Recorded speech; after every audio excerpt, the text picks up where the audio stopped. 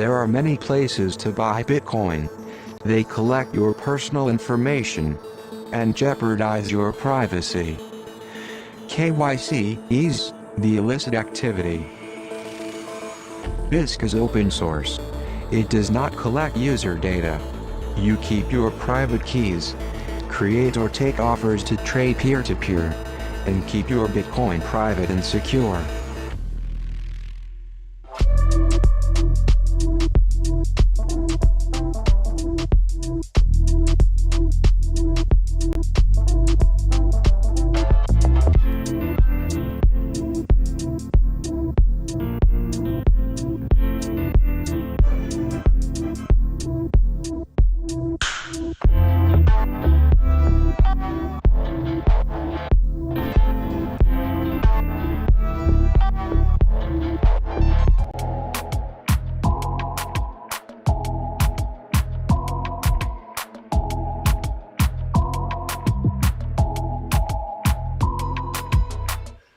All right, we are live. What is up, everyone? How's it going? Hey. So we are Hey. We got a solid crew here. I am Christian CK Snarks. I'm here with my co-host Brandon BTC. We have a solid crew here. Going to be talking about what is happening in the world from a macro perspective. It seems like there are reemergence of fears around coronavirus after fears had been kind of fading away. States are shutting down again. Not sure exactly what's happening internationally. I don't think we have anyone international on this call right now. But yeah, this is going to be international.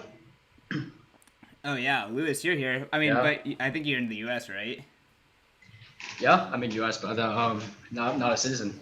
All right. But so we can talk about Hong Kong and other stuff in Asia, but in general, excited to have this crew. We're gonna start off with some intros. The person on my right here is David from CryptoTrader.tax. Welcome to DIQ. Why don't you introduce yourself to the audience? Cool. Well, thanks for doing it, Christian. So my name is David Kemmerer, and I co-founded CryptoTrader.tax, which simply put is like TurboTax for cryptocurrency investors. So we have a software platform that helps people file their cryptocurrency capital gains and losses, the fun, exciting world of taxes. But it's relevant for us because with the July 15th deadline here now, just a week away, we're in the most busy time of the year for us. Well, thank you for taking some time to join this. I know a lot of accountants drink a beer at the end of the night, so maybe this is fitting to a hectic day. Let's go to Guy Swann. Why don't you introduce yourself, sir? What is up? I'm Guy Swann, host of Bitcoin Audible. Read more about Bitcoin than anybody else you know. And just doing the podcast thing. I've been loving it. Been doing that for, actually, I think I just crossed 3 years. But yeah, the rebrand from the crypto economy. So if anybody knew it from then and didn't know, the Bitcoin Audible is the new name. And I just did an awesome piece by Breedlove, Masters and Slaves of Money. God, it was absolute fire. I love it. Breedlove killed it again with that article. And had a pretty good solid 40-minute rant or something like that after that piece. A lot of great stuff. Loving it. Big fan. Bitcoin Audible is a resource, and I'm excited to listen to Breedlove's piece. Let's go to Justine. Welcome to Drinks in Quarantine. Why don't you introduce yourself? Hey, I'm Justine. I'm Miss Hoddle on Twitter. I am a Bitcoiner. I shitpost on Twitter. I push buttons, and I'm a big fan of self-sovereignty and everything that goes with it. So I'm just here for the party. Cool. Let's go to Phil. Nice shirt. Thank you. What's up, everyone? I'm Phil Geiger. I'm the Director of Product Marketing at Unchained Capital. We're your one-stop shop for Bitcoin native financial services, which means we use collaborative multi-signature to protect your Bitcoin.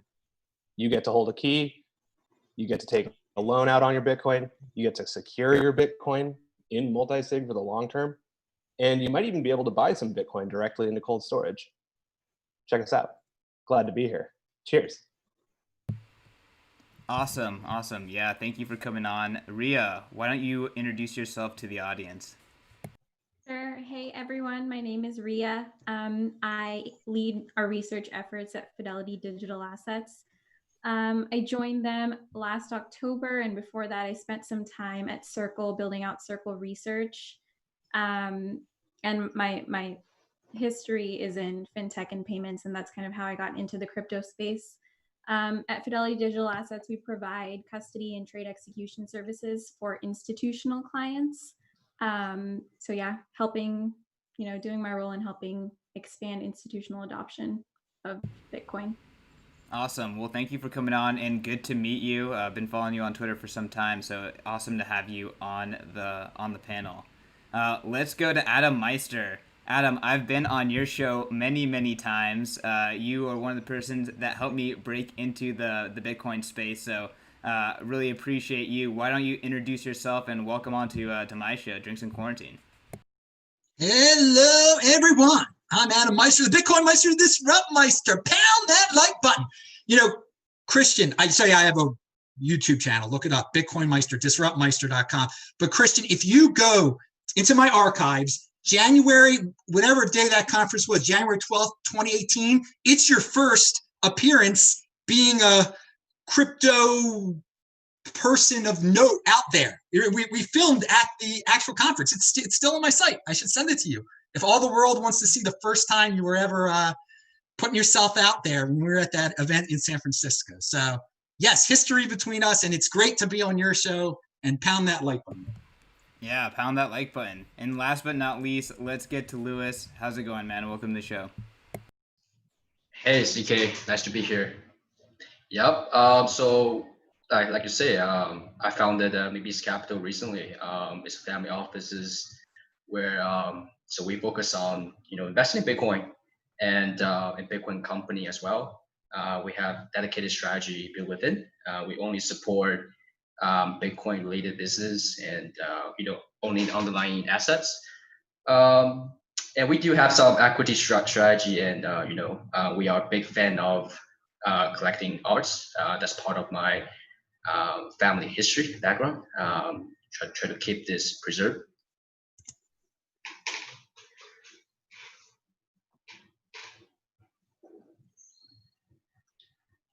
Awesome. Hey, Adam, real quick, did you get your YouTube channel back up, or is that your new YouTube channel? Oh no, my YouTube channel is back. Okay, good. Just checking. I was able to use some connections within YouTube. Unfortunately, I had to find someone in YouTube. It was a grueling process. I was taken down for no reason, but YouTubers were used to this. Well, I'm very happy to hear. Yeah, you can't deplatform the Disrupt Meister. No, I can't be stopped. I'm a unique beast. I'm a wild animal. How terrible is it that you have to know someone at YouTube or at Twitter or whatever to get your account unfrozen if for whatever reason they decide to take it away? I think it's kind of crazy. Yep. One hand doesn't know what the other hand is doing around there. If you go through the proper channels, in theory, you can get it back. But if you just find some, I can't even detail the whole process because it was so insider information. I don't want to lose the contact and everything. So if anyone ever has a problem with that, get in touch with me though. I'll help you. He's got the inside scoop. Yeah. Now I do. All right, guys. So The Caroline effect for social media. Well, it's all about becoming a little anti-fragile. You got to own your media. So we had a question to kind of start this off, seeing as though kind of lockdown scares are reemerging. What would you say is the normal activity that you miss the most? Let's start with Ria. What normal activity do you miss the most? I miss going to concerts. I love going to shows. I would try and go to a show at least every month, if not more, if possible. I definitely miss that the most. Yeah, I miss concerts, and I'm scared that it's just like not going to be possible anymore. Feasible anymore. Yeah, I know. I've seen like some videos showing socially distanced distanced concerts where like you have a little circle and you just dance in alone. But that's not the same. Like a silent concert, everyone has the headphones on. The silent discos. I don't know about it. How about you, Adam? Well, nothing has changed in my life at all. I refuse to comply to any of this. I have been defiant the entire time. I spit upon these rules. That's not shocking. This entire situation has been a disgrace to mankind. What I miss is when my family acted normal. Some of them have become worried because of this, and God willing, we'll be able to all be together on Rosh Hashanah, and everything will be fine in their heads again. That's what I miss. I didn't like that I couldn't have Passover with my family. That wasn't normal at all. So, but otherwise, now my life is the same. Anyone else wanna go at what they miss? Movie theaters. I miss going to the movies and going out to eat, but we actually have been doing that recently. It's just like half the tables are marked off and stuff, but a lot of them have actually slowly started to open back up around here, which is great because there were hardly anybody there, so you get awesome service. But basically our favorite restaurant has been shut down for good. Like they're just out of business. And obviously movie theaters, we have got like a bunch in the area. It looks like a couple of them won't be opening back up. I've still got hopes on my favorite one sticks around. But yeah, that I'd add concerts too, but I don't go to them often enough for it to be affected. Actually, I did miss an AJR concert. I take that back. We got one canceled on us. That was sad. So we had our last panelist just join right now, Alessandro, dialing in from Venezuela. Welcome to the show. How's it going? Why don't you introduce yourself? Thank you very much, CK. I'm sorry for being late. I was actually dealing with some cops because of the lockdown. The lockdown has actually got pretty heavy this week inside Venezuela. Didn't see it so heavy before. So yeah, but dealt with that. El Sultan deals even with cops inside Venezuela. So I think some of you guys might already know this. I'm the CEO of Coinspree.com and one of the founders. Coinspree is one of the leading companies inside South America to foster Bitcoin full node inclusion, adoption, and awareness. We are also one of the leading companies when talking about institutional custodian solutions. So for instance, we integrate like Caravan on-chain capital protocol to create multi-signature accounts to our clientele for them to deposit Bitcoins for the long term. I've also ran some concepts using our Pandora box Bitcoin full nodes inside the most entrepreneurial college Venezuela, my college, Universidad Metropolitana. And yeah, I took the time this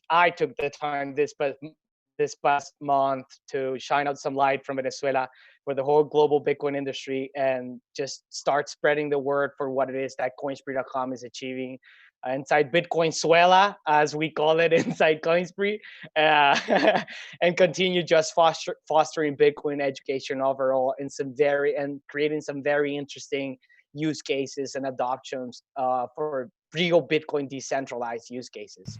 Thank you very much.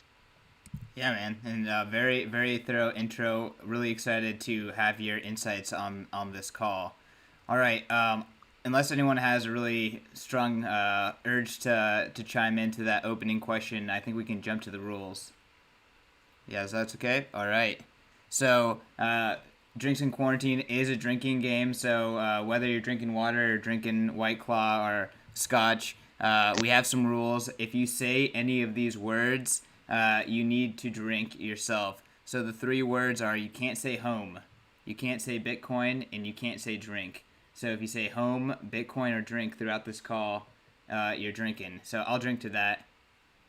I'll drink to that as well. Some excellent. Yeah, what are we going to be talking about on this podcast? Well, the whole point is to about just how we use drinking a Bitcoin lot. while we're stuck at home. Guys, BTC.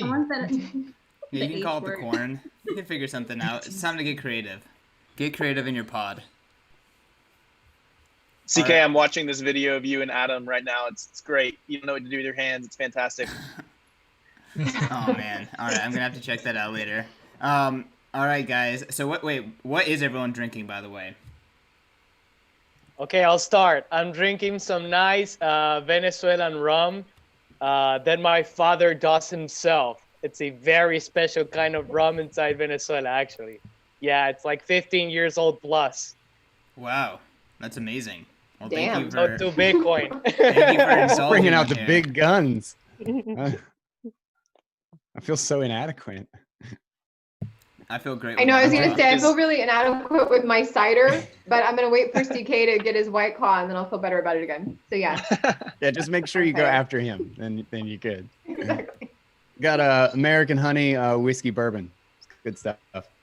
Nice. All Drinking right. the Rupture Fresh Ground IPA Oh baby, by Odell. going hard with the Yeah, hops. microbrews. Cool guys. All right. Well, let's jump into our first segment. So the first segment is bearish or bullish. So we have 3 topics here. We're gonna jump into them and then call on each of you to give your take on why you are bearish or bullish. So the first one is facts/good data, and let's jump into this with Phil. How do you, are you bearish or bullish on facts/good data? Wow. I'm bullish on the Bitcoin blockchain. Drink. That data Off to a good is- start. right? That data is pretty immutable. I can trust it. You know, I run it at home on my computer. A lot of the other data I see out there, it's difficult to parse. I mean, you know, there's damn lies in statistics, right? So I don't know what to believe anymore. I'm just stacking sats, staying quarantined, and trying to wait this one out. I guess I'm bearish on data overall. Sounds like it. David, you want to jump in? So what do you mean? Like facts and data just as they exist? Just I mean, we're all for example, cases are going up, but there seems to be a lot of discrepancy on regarding what that even regarding means. coronavirus. I mean, sure, but in general, I mean, I'd In say general, people yeah. just plugging in facts and data. I mean, there's fake news, 4 years ago with the political election. What are your thoughts on this moving forward? Yeah. Okay. No, I understand the context. Bearish or bullish? No, I'm very bearish on the data. I think just like the media is going to manipulate it in whatever is going to get them the most clicks. And more often than not, that's bad, negative news, right? Just drives so much clicks, gets their revenues up. And so I don't watch any news, honestly. I hate it, can't stand it. And so I'd say bearish on facts and data that's pumped out by media companies who are literally profit incentivized to just get as many clicks as possible. Are other people going to come up with better data? Someone going to fill the void? I mean, I don't know. I don't have the answer to that. Yes. Hopefully. Adam, you want to jump in? Yeah, I think the mainstream media obviously is into the hysteria of it all. They've been doing really well spreading the hysteria. But there are sources online. On Twitter, there are plenty of smart people that have done their own research, that have gone into the numbers themselves. The number that's, I think, I'm bullish. The number of cases increasing, that's not a negative. Everyone's going to get it eventually. Everyone's going to get it eventually. What we should be looking at is the death rate. And are the hospitals about to be overwhelmed? And the hospitals are not about to be overwhelmed, even when the mainstream media say they are, but then the hospital representatives say, no, we're not. We're usually at a 95% capacity. So, I mean, the whole point of shutting down the world or the United States at least, was not to overwhelm the hospital system. And for some reason, people have forgotten that. People have totally forgotten that. In the realm of BTC, I want to add something in terms of facts and numbers, because I thought you were asking about that also. I'm bullish on some really smart people giving out statistics with Bitcoin, but whoa, I said the word, didn't I? And but I got to say, they are more so than ever. Just like in the mainstream world, we have lots of people saying all sorts of BTC related FUD. It is just not understanding the numbers, putting scary numbers out there. I mean, a lot of it's recycled from the past in the crypto space, but so What do you mean by scary numbers regarding crypto? Like, what kind of FUD are you talking about? in specifically with well with the halving, the the mining death spiral, that sometimes these statistical analysis that say, you know, it's if it goes below a certain number, it's going straight down to 6,000. I mean, how many times have we heard this? It's going straight down to, or it hasn't hit 1,000 yet. And it seems like we've heard this many times. There's other ones I could think of too, if you give me some time. But like Bitcoin, Craig Wright, Bitcoin. like Craig Wright. That should be a drinking rule. Him giving his you are bring easy. him up, you got to drink no matter what. The numbers that he gives up are all based on dates. Like, on this date, I'm going to reveal, you know, that I have a million of them. And then the date passes and no one cares. Everybody forgets it. So some people that spout these big numbers, they get away with it over and over again because no one ever calls them out. Whether it be a date that everything's going to blow up on, or, you know, it's going to be $1,000. No one ever, and it comes back again.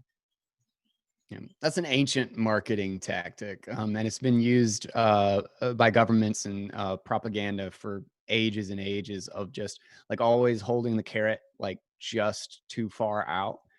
So you set a deadline, and then as you approach the deadline, you just kind of change the narrative and you push the carrot further, and you just string everyone along who's only interested in seeking out that deadline, which is the vast majority of people. But back to the actual question, was I'm bullish on like the data.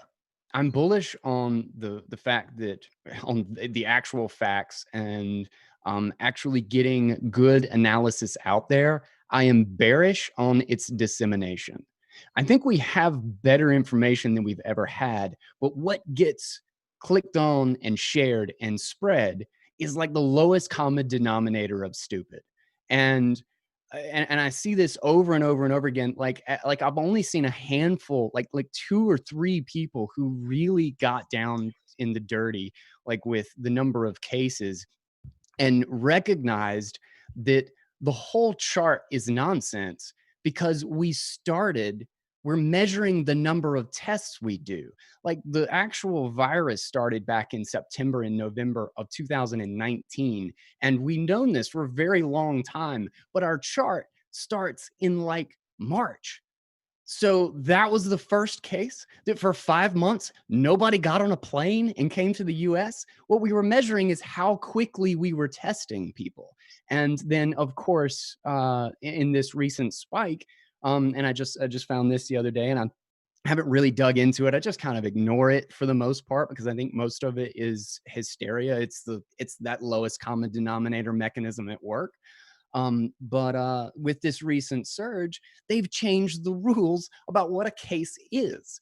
And there was actually an article when the new rules were established that said we're going to see like a 6x increase in the number of cases, because now a case is defined as anybody who had really close contact with a positive result. And I'm like, if it's like trying to measure CPI and they change the rules every 10 years. Of course, you're going to get different numbers if you change the rules. And if you actually look at deaths, we haven't seen the increase. Well, that's because they changed the rules as to what a case was. So if you put data that's that's measured one way on the same chart as data that's measured under a completely different set of rules, your chart doesn't mean anything. And not to mention that, of course, the cases didn't start in March. The cases didn't start when we started testing. So even the whole curve is like, we're not measuring anything. We won't know what the hell happened for 3 years, period. Like, we just won't. But we're freaking out based on data from 2 days ago. which is just inherently nonsense. Like the trying to aggregate and make sense of it is just ridiculous. This will be, I think looking back, this will be one of the most profound and fascinating experiments in social media propagation of information. That is what I think we are looking at. We're not looking at a viral phenomenon. If you look at the whole history of viruses, this is really silly in the whole case of, I mean, obviously it's a virus. Obviously there's a disease, and that's terrible, but we've got a million of those. I think the unique thing here is that we're in an environment of communication that is unlike anything we've ever had before. And I think that's what we will look back on and be like, holy crap, look at how it changed as what we saw with data, what it looked like, what we thought we knew, what we didn't know. I think that's the interesting story here. I really think the virus is just, it exists, you know, and it's something we got to account for. But I think the reaction is one of social media and stuff. I'll take a different angle because you kind of posed an open question around data, facts, and information. I think from the perspective of the crypto space, we've come really far in sharing and having access and increasing accessibility to good information and data. Like when I joined the space back in, or started looking at the space like back in 2016, you know, the only thing that I knew about and that anybody was talking about at that point was CoinMarketCap. Like over the past year, 2 years, we've seen such a massive explosion in the number of data providers that are, you know, analyzing the data and presenting it in a digestible form, and the number of research analysts that are focused on this space and are, you know, interpreting that data to make it more legitimized. So I'm bullish on crypto data and facts. Yeah, I think that's a really great perspective there too. You know, I'm curious too, Ria, you have to work with data quite a lot on the Fidelity digital asset side. When you're seeing kind of the evolution of data in kind of the Bitcoin and crypto space, like how much more do you interact with it? Like how much more do you rely on it today versus, you know, 2 years ago? And how has that kind of changed? And is this a more data driven kind of sector now, or you know, how has the evolution looked? I think I definitely interact with it more now just because I have, like, it's so much easier to get access to good, clean data in one place versus, like, I used to put together these really long quarterly reports on the crypto space. And I remember I would like reach out to 15, 20 different data providers to, you know, give me all the information for this one report. More and more, you know, I feel like the offerings have become a lot more comprehensive. Some of the metrics that have come out of analyses over the past few years, like it actually gives you signal as to, you know, what the market might do, like the development of, I'll just throw like realized cap by coin metrics, MBRV, NBTS, all that kind of stuff. You know, there's still a lot of caveats, and I don't think we can solely rely on that yet. And that's, I think, one of the biggest barriers to institutional adoption is the fact that they feel like they still don't have like an accurate way of valuing these assets. But I think we're getting closer and closer. Do you pay for that data when you're getting a report from the data companies? Yeah, I didn't used to, but now we do have a paid offering. But I also still use like a lot of free data companies. Mm-hmm. Ria, what are some of the metrics that you pay closest attention to? I really like realized cap, like I mentioned. I also love looking at addresses, and like I think it's really cool that you can get insight into specific address bands. So like the number of addresses holding less than 0.01 Bitcoin, the number of addresses holding between like 1 and 10, like the number of addresses holding over 1K Bitcoin. I think Glassnode has a really cool. Yeah. Also, you said one of the words. Oh no. Oh yeah. Oh, you got to drink. Drink. Cheers. You guys all just said another word. Oh no. You have to consume be a the good liquid. So yeah, I look at stuff like that. I love the What Phil's about, are what about ref everyone here. else? What are everyone's favorite metrics? I was looking. I was looking for the. Is realized cap a decent I guess you could say substitute to the volume weighted market capitalization? Do you like what would you think is better there? Because I was looking at there was a report from I don't know, like a 3 months ago, 4 months ago, something like that, of Bitcoin's volume weighted market capitalization was like 92% of the whole market.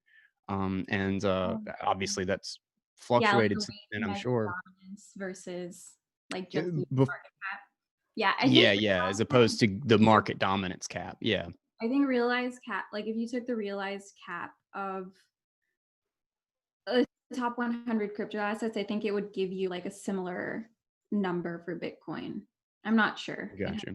Actually, It weighs it in a similar fashion for like it at least mitigates the whole I sold one crap coin token for $1 and there's a 20 million supply, therefore I've got a $20 million market cap kind of thing. Yeah. Okay. I couldn't find, I was surprised I couldn't find a chart because I assumed that it was just going to be, I assumed I was just going to be able to type that into Google and like find a source. Yeah, like a volume weighted. But the chart on that. Yeah, I mean, I wasn't able to find one. Real time. Yeah. Gotcha. Yeah. Yeah. You know, Ria asked about what FUD number that I was talking about beforehand. When they give the statistics about how many Bitcoin whales they are and what percentage of all the Bitcoin is controlled by whales, it's interesting information. I don't know the exact numbers, but the FUD that's spread around good numbers like that, it's legitimate numbers like, oh, it's too few people that control a bunch of Bitcoin, and that's why Bitcoin is horrible, because it's only in the hands of a few. Like that type of number twisting. That's what I consider number FUD. Yeah, So, and then Coinbase goes off every time Bitcoin pumps or dumps $500. Ria, I've got an interesting stat that I kind of keep track of, and then I also want to toss this over to Lewis, who we haven't heard from, and Justine as well. The thing that I like to pay attention to is kind of random, and it's hard to quantify, but the Twitter market kind of thoughts and sentiment, I think is really interesting. I've got today apparently on Twitter. Oh, really? Yeah, like just I saw it was trending. Yeah, I didn't see that. But so you should an follow interesting Bitcoin thing Magazine because we tweeted it out. Oh yeah, well, I definitely knew that then. But no, so one of the things that we've been kicking around in our office was that we did the Bitcoin 2019 conference, and then similar, we're doing Bitcoin 2021. There's the plug. But during the run up, you said the B word like 3 times. I'll drink a lot after this. But during the run up to the conference, we actually saw the Bitcoin price also run up. And there was kind of all sorts of, I know this is a lot. I'm just going to keep going for it though. Also, I'm at my house. I'm home. Anyways, we saw this huge run up and it peaked on the first or second day of the conference. And that was kind of the peak bubble of the 2019 bubble. And that was like all sorts of people tweeting about it, all sorts of kind of fun market sentiment going on. So we've been tossing around the idea in our back pocket kind of, you know, how many of these trading bots are just putting a number behind market sentiment and trading off of that, and how much does Bitcoin kind of move when it comes to that sort of sentiment analysis. So you guys know the TIE? They have great sentiment data on crypto. The TIE? They've done a really good job of like quantifying it. Yeah. What's the website called? I think it's the TIE.io. If I'm not mistaken. Like TIE? Yeah. Literally never heard of it, but I'm looking it up. Yeah. I've got a friend actually who's been working on something, who's part of the Raleigh Meetup podcast. And he's been building something that crawls and does a lot of sentiment and like crawls a couple forums, I think, too, a bunch of different areas, and tries to quantify all of that information. which I got to see a early version of it. I haven't played with it in a little bit, but it looked really interesting, and I'm sure that's a really valuable piece of information for a lot of people. I want to jump to Lewis. Lewis, what are your thoughts on this topic? Bearish or bullish on facts and or good data? I think a couple perspective here. I think the COVID-19 thing, let's start from there. I'm glad to see the death rates dropping down. I was so nervous when I first heard the case during the December. I have contact in China, so it's kind of like already some thought around the disease, the virus. But I'm glad, this been kind of like dropping down in terms of death rate, but the case is increasing. Definitely, I agree with Guy here. It's just like government manipulating the data, government, try to show the data for you that the case is increasing, but never try to realize that the death rate is going down. And you see the Bloomberg news, I think a couple of days ago, saying that we shouldn't celebrate the lower death rate, right? That's like we should. Yes, we should. That's we what should, we care about, right? We should. So I think this become. I mean, as time goes on, people will just tire of how the mainstream media portray this, and they won't give a fuck and just go out, party and something. I think we will try to get back to normal, but government try to stop that. Yeah, I mean, we are waiting for some vaccine, but that vaccine is kind of like, you have to wait until next year, maybe first quarter. I think this thing, it really becomes a tool for centralized government, especially, I would say, the Communist Party in China. The thing they show you, right? They haven't shown you the transparent data, and we're still trusting the Chinese Communist Party about the death rate, right? They definitely have much people dying there, but the thing is, you never see the actual data. And what we hear at the moment right now is that we never get to the original data. For government manipulate, this kind of data, I feel are very, very bearish. I think this would be something the government will always use to manipulate kind of like the market sentiment. Even now, if you see a second wave keep popping up in the mainstream media, just to scare off the investor, right? Just to see there might be the recession coming, there might be second wave coming. But US, yeah, but in other place, you see small number going up, but that's because the testing is increasing, right? So I think we really need to find where's the original data, right? That the Chinese Communist Party can censor that out. Without accessing that data, I don't know how the Western world going to fix this, because we are all following how the CCP is doing all this, right? The lockdown, the mask thing, and they demonstrated, and we follow. And that's the really terrible situation we get us in right now. Yeah, I've definitely made that observation. I've made that observation. Yeah. I see like China doing stuff and then the rest of the world copying them, and I just don't like that. Exactly. Let's jump to Justine, and then Alessandro, and then we'll jump to our next topic.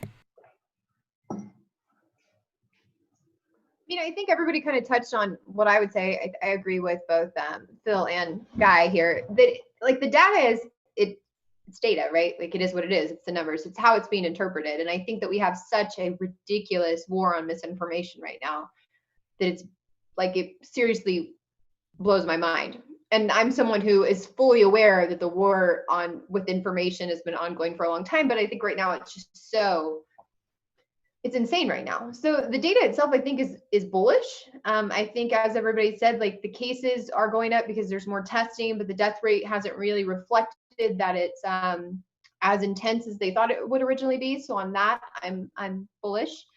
I'm bearish on the control aspect. I'm bearish on what's being shared and what's not, and how it's being used to control so many people and cause so many divisions, and just like it's just insane. I think Guy said it perfectly. Like in a few years, we won't be looking at this as a virus. We will be looking at this as how social aspects played into this and caused so much hysteria and panic, and like people giving up their rights without even thinking twice about it due to whatever information was being shared. So I don't know. I think I'm a mix. I mean, the data, it is what it is. I think it's the interpretation of it that I am very, very bearish on, for sure.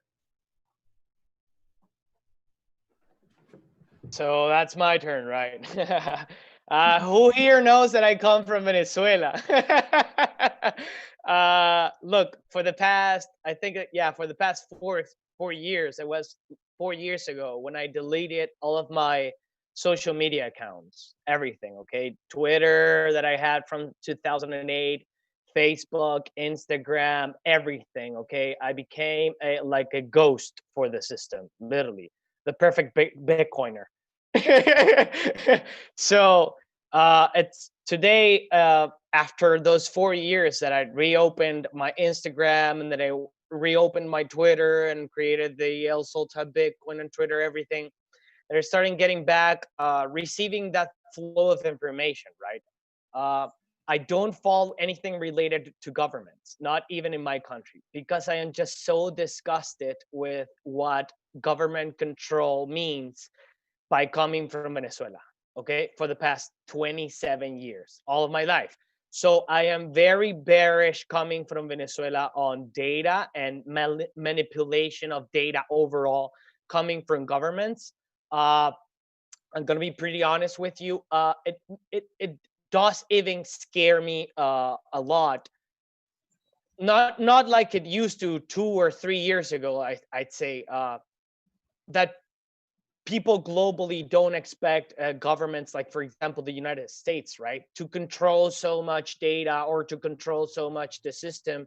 But then you just see the reality, okay? The Fed printing money and giving that money only to Berkshire Hathaway and Amazon and Apple and whoever is in that list, okay? So I'm bearish in that. I'm bullish on the facts, because, for example, the other day I was. Look, I see really Bitcoin as hope, and I don't want to say this as a bullshitter, okay? Bitcoin is literally saving my family. The other day, yesterday actually, I was hearing to the episode of Randy Brito, the other badass Bitcoiner from Venezuela, the one that is building these offline communications for Bitcoin usage and also internet usage now with their new device. It's actually it has a pre-order on their website. You should buy one of those just to support La Lucha por la Locha. I'm very bullish on what is happening inside Venezuela, thanks to Bitcoin, because the ones that we are working here for Bitcoin and doing that, we just don't care about anything, okay? We don't care about anything. I've made total libertarian. I've went to the streets in my country as a political activist to defend my country against the Maduro regime. I've lost friends doing that. Okay, I have friends that lost a hand doing that by my side. So I am very bullish on facts, because even though Venezuela just became the smallest economy of South America today officially, and we have 2 million% inflation, all of the data is controlled by the government. Everything is controlled by the government. Bitcoin is hope, and they can't go against Bitcoin. And I am seeing in real life, and I know that I'm this unique advocate of the industry that has this perspective, and I see it as a responsibility just to tell people. And to be honest, it was very hard because of this specific thing that we are talking about. Government control of information flow, that I needed to be so careful for these past 3 years and sort of be inside my Batman's cave in my office, working without saying nothing to anyone, okay, with my team, and that's it. And now, thanks to that and talking bit by bit, I am even able to talk to you right now and not have been taken by the Venezuelan police or the SUNACRIP, which is the regulator of cryptocurrencies inside Venezuela, or the Maduro regime, for instance, because that's how it works in Venezuela. And I think that is how it will work inside the United States too, but people just don't expect that to happen. The US is not Venezuela, okay? It's 330 million people. eventually it'll go hectic. I believe people will continue going to the streets to defend what they want: freedom of expression, freedom to go out, freedom to continue seeing your loved ones, and freedom to continue building, because it's insane. The reality is that the globe is on fire right now, and everyone is just like us right now inside their home. That's it. So drink for saying the H word. That was epic. Thank you very much for that. And I mean, dude, you're in an insane environment. So I really can't even relate because I'm so pampered and living in royalty compared to having to deal with living under the Maduro regime. So again, thanks for coming on and thanks for what you do. Our next topic was supposed to be mainstream media, but I feel like maybe it'd be better to just go with what Alessandro set the stage with is, do people want freedom, or are people because I see a lot of people that want to be taken care of. I see a lot of people that are content just whatever is coming out of the mainstream media, whatever is coming out from the top, they're not going to question it. So I'm curious what people think. Like, do people actually want freedom in the U.S.? Let's go to Guy on this. I think people want freedom when they're not scared. People want it when they're comfortable, and they think they've got nothing to worry about. And political systems very skillfully use that against us. But in the end, I think really, like, part of what technology does is it can begin to bifurcate that control, and the what's the word? The universality, the coherence, the cohesiveness of the narrative that's pushed. Even social media, with its massive limitations and obvious manipulation, I think we're kind of watching, like, if you step back from this, like, on a decades scale, I think we're watching the death of mainstream media, because the ability to hold a single narrative has been really easy for a long time. And now that's incredibly difficult to do. It's taking way, way more resources, more avenues. And basically you're also seeing the dumbing down of that narrative as they're trying to hold on to the kind of last bastions of control. Because again, you have to lower the denominator to what everyone can click quickly.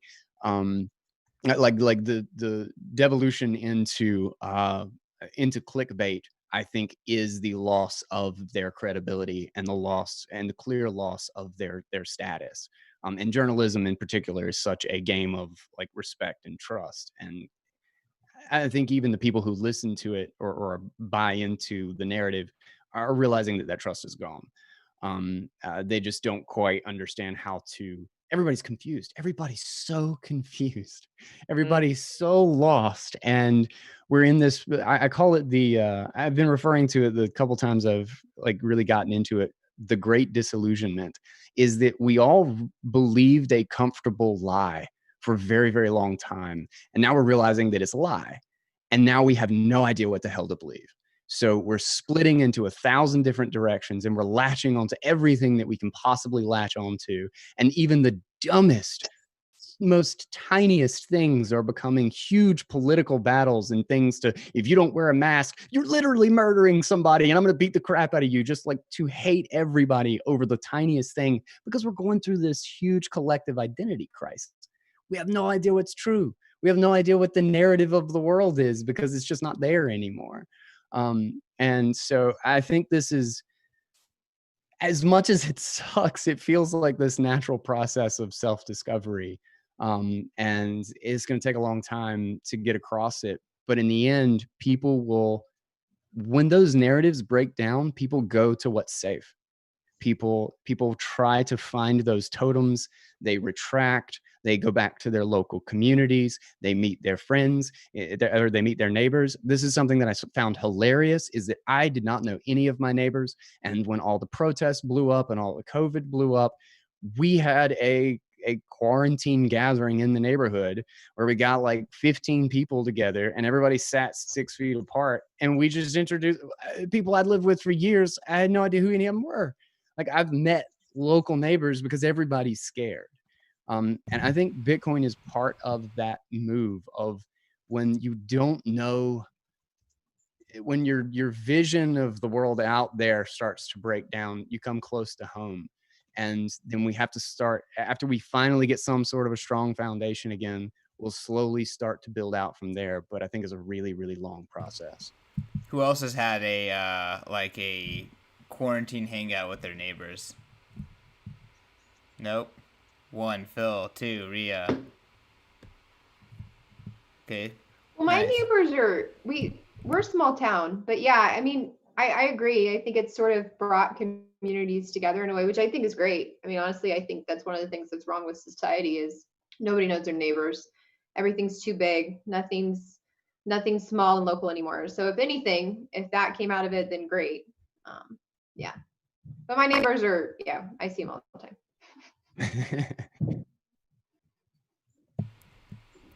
So who wants I to think come? it's an interesting question though regarding the freedom question, because of course everyone on like the surface of that question, they say, yes, I want freedom. Like, I like freedom.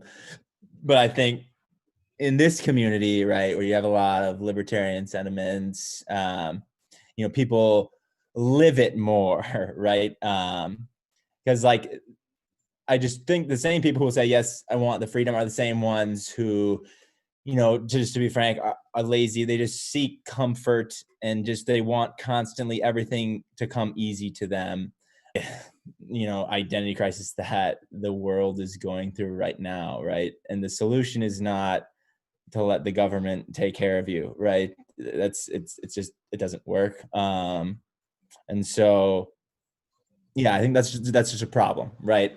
People who just want to seek comfort and they're just willing to kind of sacrifice freedoms in the hope that, yeah, I'll get $2,000 a month from the government from whatever is going on. But that doesn't lead to fulfillment, right? It's human nature to want to be comfortable, but you have to do the opposite to actually be happy and be fulfilled. And I think that's what's cool about the crypto and Bitcoin community is you see a lot more of that sentiment, which is interesting. I think when it comes to, I think we're really, yeah, go ahead. go ahead. I just want to say, when it comes to choosing between freedom and ease of use, people will always choose ease of use, convenience, unless they've had some kind of experience where it's not worked in their favor, it's burned them. I mean, everyone, like David said, thinks that they want freedom. And Guy said, like, when it comes to actually deciding between freedom or convenience or ease of use, people don't generally choose freedom. I want to hear from Adam, because Absolutely. the convenient, easy thing is to wear a mask and comply with the norm. Talk about what it's like for you to not choose that. Well, I've always been a unique beast, man. I'm an individual. I'm not going with the flow. I don't want to specifically talk about the mask, but it being ordered by governments reminds me of having a symbol that it reminds me of the yellow star, to tell you the truth. But I don't want to get into that part of it. But I want to say, in terms of freedom, we're living in this time of incredible abundance, okay? And so people are spoiled. We're living in a time where people are spoiled. And as long as they have stuff, as long as they have that big screen TV, that's freedom for them. They think that's freedom, having stuff. I have more stuff than my neighbor, okay? And then sometimes they might get a little envious of other people's stuff. And they might start getting angry. But hey, if they can join some cause, some group effort, some mass movement, that eases it. So what we're seeing today is a lot of people who are not satisfied with their lives because they don't have enough stuff. They're joining mass movements, and they're gaining that camaraderie with other people, and they don't care about, they forget about the freedom. They're happy. They're getting their shot. They're getting their stuff. They're getting to rip on the people they're envious of, and they're hoping that those people are going to lose their stuff. People, they value their wealth in stuff, and they shouldn't be worried about what other people have. I think we live in a time when people are just so worried about what other people have, they're willing to give up, they're willing to forget the whole concept of freedom.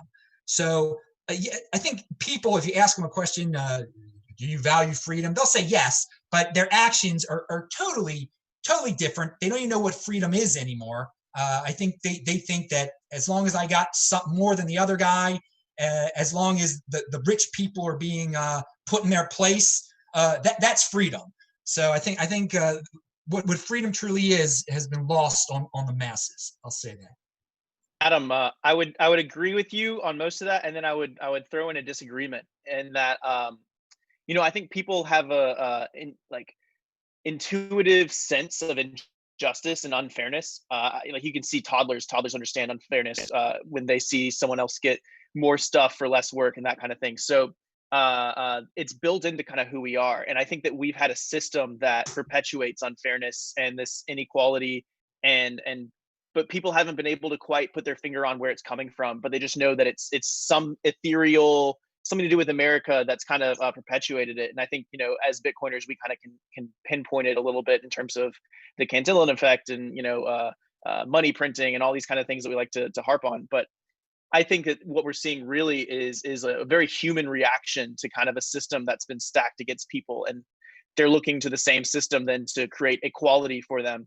And I think that that's kind of the mental trap that we're watching people fall into, which is that, equality necessarily needs to be, a bringing down of the rich to lift up the poor instead of a opening of opportunity and kind of access to the system for all people. And so I think that I agree that, it's a human response. Like there's definitely pent up emotion and reason for this. But I don't know. What do you think about that? Me or you? Anyone? Well, I'll say, there. When you have true freedom, you're always going to have inequality, and I think people have to get used to that. I don't worry about inequality. I just worry about making myself the best I can. And I think people have lost that concept. They're too worried about other people. They're too worried about these nebulous concepts called systems. And these systems become scapegoats for their own problems. Okay, I don't believe in a system keeping me down. I don't believe in, I make my own system. I am my own cause.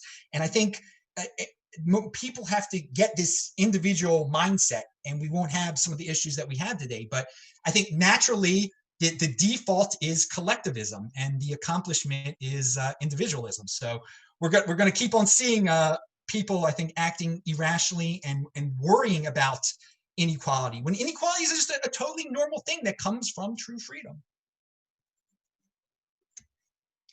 Doesn't that kind of go in line with not knowing what freedom is and having a system that's just totally screwed?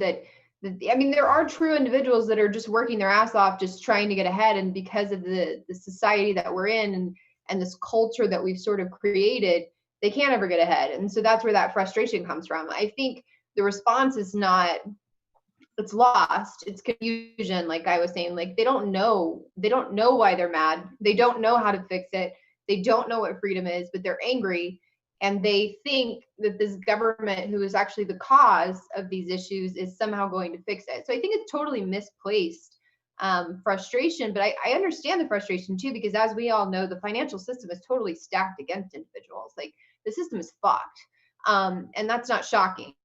So, I mean, I get it, but I think that sort of almost goes into the line with, they don't know what freedom is. Like they don't understand that freedom is truly living within your means and like not having to go work for somebody else and growing your own vegetables and just totally being self-sufficient. Like that's freedom to me. And for a lot of people, like that doesn't make any sense to them. They've never experienced it. They don't know. So they have this delusion of what freedom is, and they're mad and they're upset and they're being, held down. But we can't, like, I don't think we can X out the fact that the system is stacked against us. I mean, that's sort of why we all are here, right? Like the financial system is fucked and we know it, and we're kind of going a different direction because we understand it's the foundation of so many things. So I think you both are on really good points there, but I do think that what Adam's bringing up is true, but I think people are just so blinded that they don't even know what freedom is. So they are trying to go after what they think is freedom. They're just misguided. Yeah, to a lot of people, freedom is just that, like, I get to do what I want. But in reality, freedom is personal responsibility. It means I'm responsible. Yeah. Period. That's what freedom is. Absolutely. And most people that's, don't want responsibility. Responsibility is uncomfortable, and they don't realize that's what comes with liberty. It's being fully responsible for you, your situation, your family, your livelihood. Like, I am responsible, but in that comes unbelievable potential when you take charge of that, and when you say, yeah, I'm going to be charged of that. I am going to deal with my life and my shit, and I'm not going to rely on somebody else. Or when I do lean on somebody else, I'm going to take responsibility for that decision to do so. Because obviously we have to lean on each other all the time. But freedom is, I truly believe that freedom and responsibility are basically one and the same. I kind of want to pose this question to the group, but I've been thinking about what freedom is, and I think one of the strongest forms of freedom that I can think of is private key ownership. Yes. Like, yeah, if you have private key ownership, you're like able to just unilaterally do whatever you'd like with any amount of wealth that you've earned, of course. And you're kind of outside of all of the systems, right? You're just, and the responsibility is completely on you. I don't know. Seems like a pretty good metaphor for freedom, or something like that. And no, it's a profound Financial example freedom. of like that Yeah. in application, because it comes with all the problems and benefits of responsibility. Like being someone who deleted a set of keys for a life-changing I amount of remember money. this story. Like like that is responsibility. That is I made those decisions. I took those actions, and like that's absolutely, and Bitcoin is one of those things that is a straight codification of that. Like that's the whole sovereign individual investment thesis, right? Is that it's yours, it's you. There's no cheat codes, there's no authority, there's no bank to call, like there's nothing to do. Either you have that atom picked out of the universe, that secret key, or you don't. And if you lose it, there's nobody to call. Bitcoin gives you full responsibility. And if you screw that up, well, that's your responsibility, So I want to great jump. power comes great responsibility. It's terrifying for some people, though.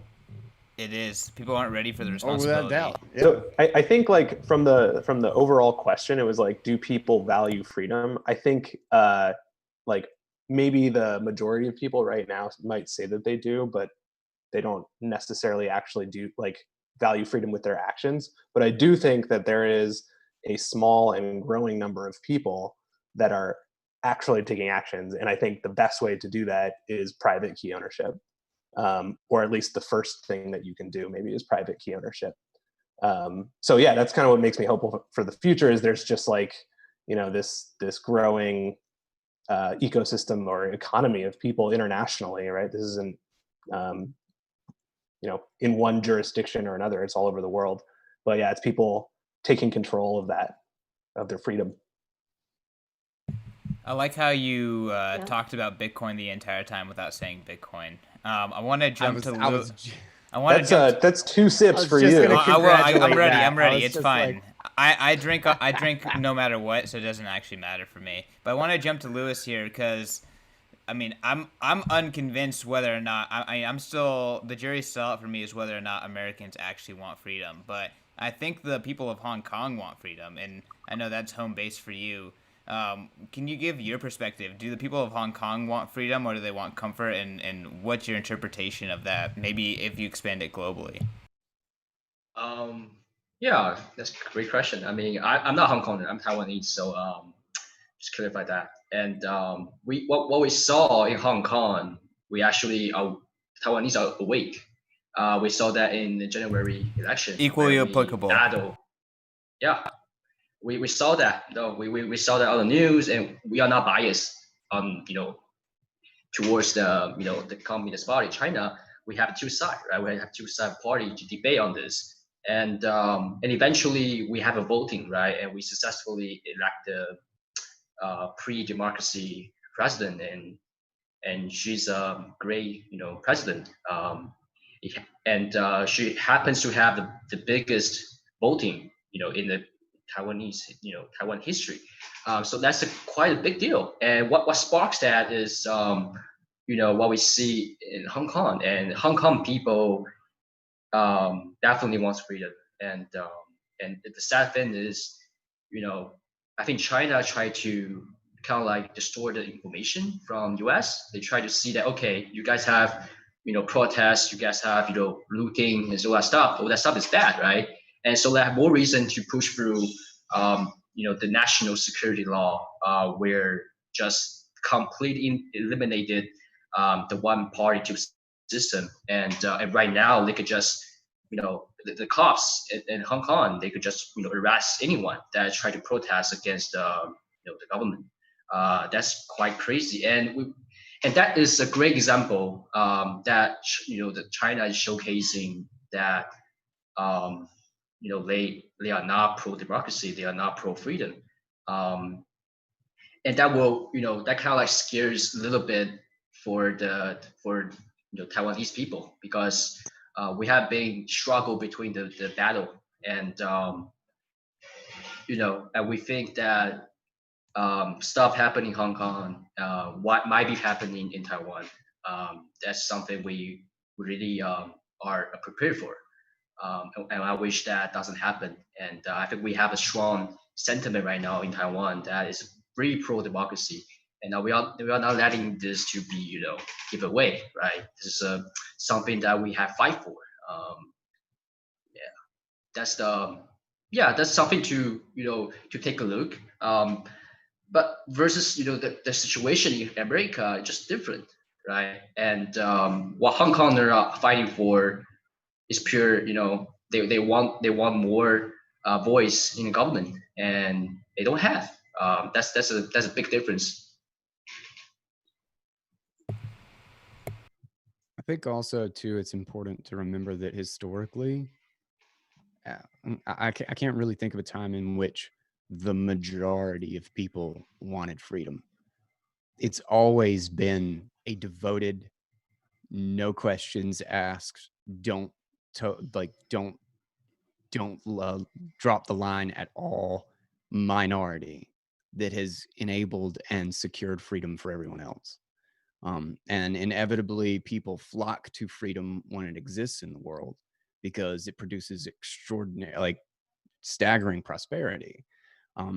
But we go through these historical cycles of find freedom somewhere, it gets flooded with people who are just there for the profit and the prosperity and don't really care or understand the meaning of it, and then it gets corrupted and collapses and stuff. But always it's that intransigent minority that actually makes it exist.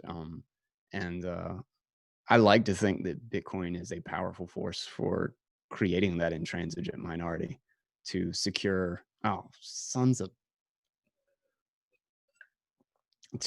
actually getting people to understand, and for most importantly for that intransigent minority to secure their wealth extra nationally, that they can move to, they can take their wealth to that place in the world, and they don't have to start over. That's a powerful new thing that just has never been, it's never been a dynamic in the history of the world, that someone could leave a country with memorizing 24 words and take the bulk of their wealth with them, and rather than start from scratch, start with a 30% haircut and basically leave off where you were. I think that will be such a powerful force for freedom that it's just hard to imagine. We're just in transition, and it's going to be shite for a long time before things start getting better. Maybe I sooner can than give you later. guys like what's the reason that I'm so bullish on Bitcoin is that when you are in that battle, right? And the Chinese Communist Party can take martial law on Taiwan. You are facing that risk. So where you want to hide your wealth? So most of the Hong Konger Taiwanese, they already hide their wealth in somewhere holding dollar assets, right? And that's not enough because dollar assets sometimes dollar the voluntary policy of dollar effective assets, and it's not that valuable. And Bitcoin kind of enable, just like guys say, you can send over the entire wealth through that protocol. It's quite amazing, technology. And I think I don't see a lot of people understood that. Most people in Asia, they still think Bitcoin as a speculative thing. They don't see this mechanism that can store your whole entire wealth and move to somewhere else and carry with you. And I think as the situation escalated, and I think it might, people will have, people need to understand the risk here, and people need to understand where to store their wealth. You cannot just buy real estate because that could be destroyed. You cannot buy gold because you cannot carry that. The only option they have is either you own American assets, right, protected by the strong government. But I don't think that's enough either. So Bitcoin really is the last kind of like stage that you will go to and find something that is completely different than other asset class. Anyone want to chime in after that? What are your thoughts, CK? I want to hear. Oh man, I'm unconvinced that Americans really want freedom, but I am hopeful. I think the riots, showed at least what Brandon talked about, which is like this instinctive attack against obvious inequality. I think BTC as a technology is something, and cryptocurrencies in general is something to be really hopeful about. You can look at Alessandro and like the fact that institutions are done. Institutions are against the people, but yet they can rely on something that's just outside of the scope. So yeah, I don't know. I'm hopeful though. I'm hopeful though. I think despite a lot of negatives, there's a lot to be hopeful about. I will add to this is that this might trigger some people, but I think some Americans want communists, right? I think that's pretty weird. You see it on the social media. My answer to them is, why not you move to China? Right? That's it. Yeah, mine too. It's a good answer. No, I think that there is like there's a lot. There's like this group of individuals, and I do want to say that I think that there is a silent majority. Right now people aren't really allowed to say what they want to say because of this insane cancel culture that's happening. So I would say that, except for Adam. And you can't be canceled if you don't care. That's sort of my joke. But yeah, I think that there is this like very loud group of individuals who seem to be fighting for communism, and that's sort of my response too, is like there's plenty of places that you can go to experience that. Like, go try it out first. Let us know how that works out for you. But I kind of am with CK. Like, I don't know that Americans want freedom. I think that I'm going to be blunt. I think that we are spoiled rotten. We've never had to fight for anything. We are a bunch of damn pussies. I don't know. I mean, I think that the majority of them just want to be given something. That's what they want. But I do think that there is this core group. It is. Oh my God, it's so depressing sometimes. But I think there is this core group of freedom fighters. And I do think, and by the way, CK, great use of BTC instead. I do think that there's the BTC community that really, like, I feel really blessed to be around so many freedom-loving individuals through this process, because there's days where I look at what's happening in the world or what information's being spread, and it's horrid. So to actually be surrounded by so many people who get it and are fighting for freedom in this very, peaceful way, it's the peaceful revolution, I think is really powerful. But I am not convinced that Americans want freedom. Currently, I think it's just there's a lot of anger and they don't understand what's happening and they're lashing out. And a lot of them are lashing out and begging for things that I think would actually hurt them more in the process, which is unfortunate. So I'm not convinced either that they want freedom, but I do think there's a group that does. And I think that that group is very much represented here. Yeah, I mean, there's some. But So overall, I'm not sure. I'm not It's very convinced either. cyclical, right? Like it's the old saying, hard times create strong people create good times create weak people create hard times. And it just Yep. goes around and around. Yeah. Worth so turning. but Absolutely. before we leave this topic, I want to kind of add a sympathetic view to kind of what's going on. I guess I'm going to be that guy in the conversation, but I think that what we're seeing too is my generation. I don't know how much older or younger that I am than anyone else here, but has been raised. Our first ability to understand the world came right around 9/11, and our parents treated us needing safety first, and everything was about safety. And I think that sort of system you get raised in, where you're taught that the world hates you and that you can get killed or kidnapped at any moment, creates a weird psyche in your mind that is very hard to quantify the results of until you're 22, 25, 30 years old, and you're out protesting for the government to protect you from all ill wills.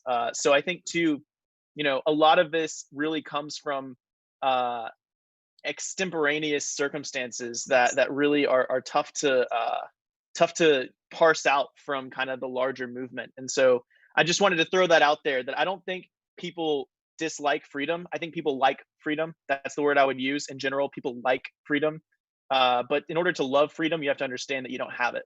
And so I just think that right now we're in this weird transient time where we're seeing a changing of the guard. And with that comes different values. I think I find the thing that's so interesting to me about that is that, again, I think this is something that goes back to our communication networks and how unbelievably connected we are today. Because if you look at any hard numbers, all of those risks are the lowest they've ever been. Like literally the lowest they've ever been. Violence is still, even with all this craziness going on, it's the lowest it's ever been. Like all of the stuff is in steep decline. If you look at charts of the world, prosperity is actually the best it's ever been, but we're seeing every terrible thing that happens is on video. Like we're seeing all of the bad things, and it was something that was so easy to push into the background or just pretend it didn't exist or wasn't close to home. It doesn't happen on my street, therefore it probably doesn't happen anywhere in the world. Now is in my feed on social media. It's in the Twitter feed, and 1.5 million people liked and retweeted it. And I think it's just fascinating that somehow the more connected we are, the more afraid, and the closer we are to all of this violence, the more we, oh God, there's a great quote. I think it's from, it's from The Road to Serfdom. It's is there a greater tragedy imaginable that in our efforts to shape the future, that we would actually create the very thing we were striving to avoid? And that's what I feel like we are in the midst of, is that we're trying so desperately to control everything, and we're so scared, and that there's a whole generation that grows up thinking that everything's dangerous and we're all about to be murdered if you look the wrong way at the wrong time. And despite the fact that everything's getting better, we're doing everything we can to put all the controls and the safety nets to get that comfort back. And we're actually creating the thing that we're afraid of. And I don't know. I feel like that is unfortunately where we are right now. Well, fear is fear is such a powerful drug, really. I mean, it can be used to control so many different people, and it really can completely warp your mindset and make you give up things that you would never think to. And so I do think we have a society of terrified individuals, and they're just searching for something, and they're not even sure what. So yeah, I sort of agree that, like, I'm not, when all these protests started, I was very much a big supporter of it. Like, it's great, you know, you should be standing up for your freedom. And then it took some weird turns. And, you know, it was just but I do think that you're right. Like, this is just the end result to the last, you know, 15 years of our lives, and a society of what we've sort of like what we've established. So I agree. But yes, I think fear is a tactic that's used, it's developed, and then it's just used against us in every aspect. All right, absolutely. y'all. I want to jump in here. I'm seeing some themes. I think David pointed it out right at the beginning of that 15, 20 minutes is the fourth turning. Strong men create good times create weak people, and et cetera, et cetera. I want to jump to the next topic here. Potentially some silver linings to this COVID craziness is coronavirus speeding up BTC adoption? I want to go to first Ria, just because she's looking at all this on-chain analysis, and then go to Phil after Ria. Have you seen, you know, is this good for Bitcoin, as they say? And cheers. I'll take two angles. In terms of the data, I recently looked at the number of addresses holding, let me pull it up actually, certain amounts of Bitcoin. And okay, so addresses with between 1 to 10 Bitcoin peaked in the second quarter. Addresses with 0.01 to 1 Bitcoin peaked in the second quarter, and addresses with less than 0.01 Bitcoin peaked. And of course, there's some, you know, that one of the caveats of looking at addresses is that people have multiple addresses. So it's not like a one-to-one number of users, but if you see it directionally increasing, I think that's really positive. And then also in terms of like institutional investors that are looking at this space, you know, we saw more and more, like, the spectrum of investors that we're talking to has expanded significantly in the last 6 months to 1 year, and then especially in the last like quarter or so, with everything going on with monetary and fiscal policy, with Paul Tudor Jones getting involved, like people that has eliminated some of the career risk. And I think at this point, if you're an institutional investor and you're not at least learning about this asset class, you're doing something wrong. So both in terms of retail adoption and institutional adoption, I think we've seen significant progress thanks to COVID. That is the silver lining for Bitcoin. Cheers. Cheers. I counted like 5 Bitcoins there, so I'm going to hold you to it. Phil. Finish the drink.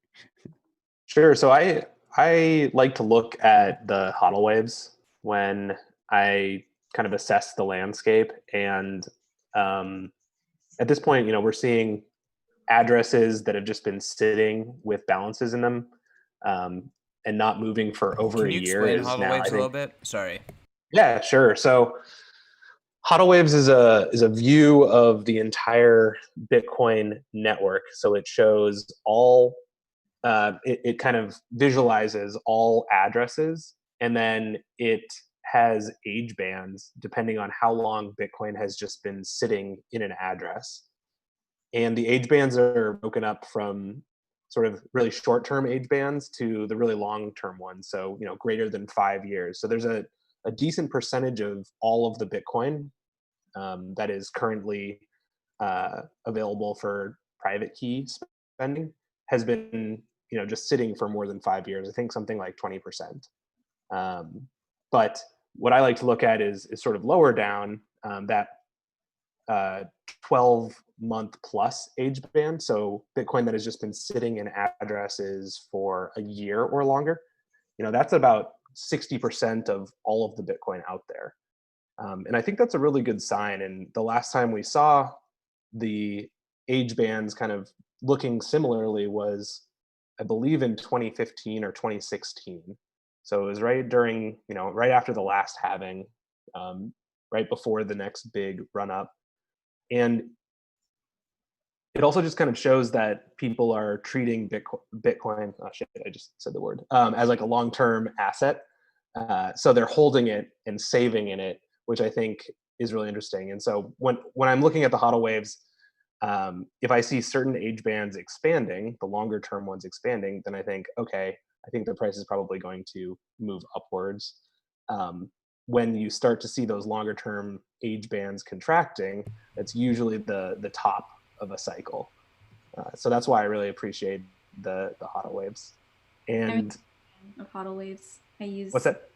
I'm a huge fan of that. Yeah. We use it a lot. Yeah. Yeah, it's a really beautiful data visualization. I forgot the second part of the question. I went off on a tangent there. No, you explained HODL waves, and then is coronavirus accelerating BTC adoption based on HODL waves? Time is accelerating Bitcoin adoption. Time and Bitcoin not dying accelerates Bitcoin adoption. Is COVID a catalyst, though, based on what you're seeing? Yes, simply because of the actions taken by central banks around the world. So by inflating their currencies by 20, 30% over the course of a couple months, they're seriously distorting the pricing function of that currency. And we're starting to already see ripples out into the general economy, right? If you go grocery shopping these days, I don't know if you guys noticed, but here in Austin, I'm noticing that prices are about 20% higher for a lot of things. And there's certain items that are still not available. We have empty shelves here in America for certain items. That's not a good sign. So yes, I do think like COVID and the responses by major governments and central banks is ultimately good for Bitcoin. I'm also a little bit scared of what the near term is going to look like. I want to jump to Alessandro. Sorry, I don't mean to cut you off. I want to jump to Alessandro just because you have the international and even more probably important is the Venezuelan perspective. Yeah. So thank you very much for opening the space that way. It's actually very ideal because you all come from these parts of the world where maybe the chat behind Bitcoiners is it's aimed more at its how scarce Bitcoin is and Bitcoin as a financial tool, digital gold, an alternative investment for financial markets. But I come from the part of the world where you don't even see people with financial inclusion, right? So I first when I started building Bitcoin full nodes, I didn't know what was the right approach to continue disseminating adoption for such devices inside Venezuela, for example. But I understand that it's very important for that part of Bitcoin that we focus on, that is the remittances part of Bitcoin. So for instance, I think that the best article that is out there that studies Bitcoin volume inside Venezuela and South America are the ones that Matt Olberg wrote and that he has published on usefultulips.org. They are very awesome. So yes, I do think it's very interesting how Bitcoin has been this medium that has enabled and gave the possibility of birthing a new informal remittances industry inside not only Venezuela, but Mexico and Colombia and Peru and Chile. And I have this bunch of friends that just built this amazing businesses out of Bitcoin remittances, literally. But only using Bitcoin from behind, right? So are you talking about value? VALIU? I'm sorry, internet connection is a little bad. Are you talking about value? VALIU? I know those guys. They're awesome. Also, Yeah, I AC, think you got a there's drink, bro. Yeah, I have lots of friends. I mean, there's people that, for example, they live in Spain, they work in Spain, Barcelona or Madrid, expat Venezuelans, and those that small amount of savings that they are able to send back to the country, 30% of that is being done via either directly or indirectly, but use Bitcoin. That's it. I also come from this special part of the world. You guys know that the government is trying to go all in on cryptocurrencies. So that also starts creating new very important use cases for the industry overall. I don't know how much times I've said Bitcoin already, but my glass is empty. I will need to refill it. By the way. I just had to go refill my glass because I finished my beer. Someone Yeah, needs to I'm take about- over so I can have some time to refill. Phil, I just want to say thank you for being here. You just reminded me. I hadn't done my key check on my vault for like 78 days. And I just broke out my Trezor and my Ledger to do my multi-sig You check. mean So the incessant emails haven't gotten you to do it? I so many emails. I want to hit this. Only answer yours, Christian. I want to jump over to David on this question. I don't know if you have any special insights based on what crypto traders doing, but any signs that COVID is pushing the Bitcoin adoption. Yeah. So we see the volume side of it more, right? And it, no doubt. I was on the phone with one of the big exchanges a couple weeks ago, right? And they're seeing like 5x the typical volume. At least they were a month ago. And so that's really good for us because everyone's getting more and more taxable events. But in terms of like the price of Bitcoin or the number of people, I think for sure it's harder for me to see that. I'll see it next year, right? Because people are doing their taxes from last year. But from the conversations that I've had with a lot of other players, yeah, they've seen like an insane spike. I remember I was listening to CZ on Palm's podcast the other day, and he was like, they're just going through insane growth right now just due to Corona. So like, there's no doubt. Yeah, they've really been nailing the message for us in the greater market right now. Lewis, what have you kind of seen? So I'm a quite a long-term investor. I'm a hodler, so I see COVID as a noise, but it's kind of like white swan, right? Kind of like trigger a lot of, like a ripple effect, like Federal Reserve printing money to solve this problem. That's a signal, right? Avoid everything about COVID. The real signal for BTC is QE, and when Fed start to print money, buy Bitcoin. And I don't get into speculation a lot. I don't, I look at some metrics, but my ultimate goal is to hedge, right? Is to hedge the monetary policy that's being instructed by Fed. It's unprecedented. Yeah, that's the real deal. And the other thing will resolve by by some kind of force. I don't know what will happen in the next 6 months. Things can become very crazy. The only way you see this, how to play the situation, is to stay in the hedge position. And I'm long-term focused. I'm long-term bullish on Bitcoin, and that's why I started fund buying this. All right. I quit college. I quit college at a time, and it was because of Bitcoin. So, hey, I want to jump to the newest panelist who just jumped on, Ray Youssef. What's up? We were talking about, is the coronavirus speeding up BTC adoption? And I saw on Twitter that you were mentioning Paxful volumes have increased since COVID became a thing. Do you want to give some of your insights to this conversation?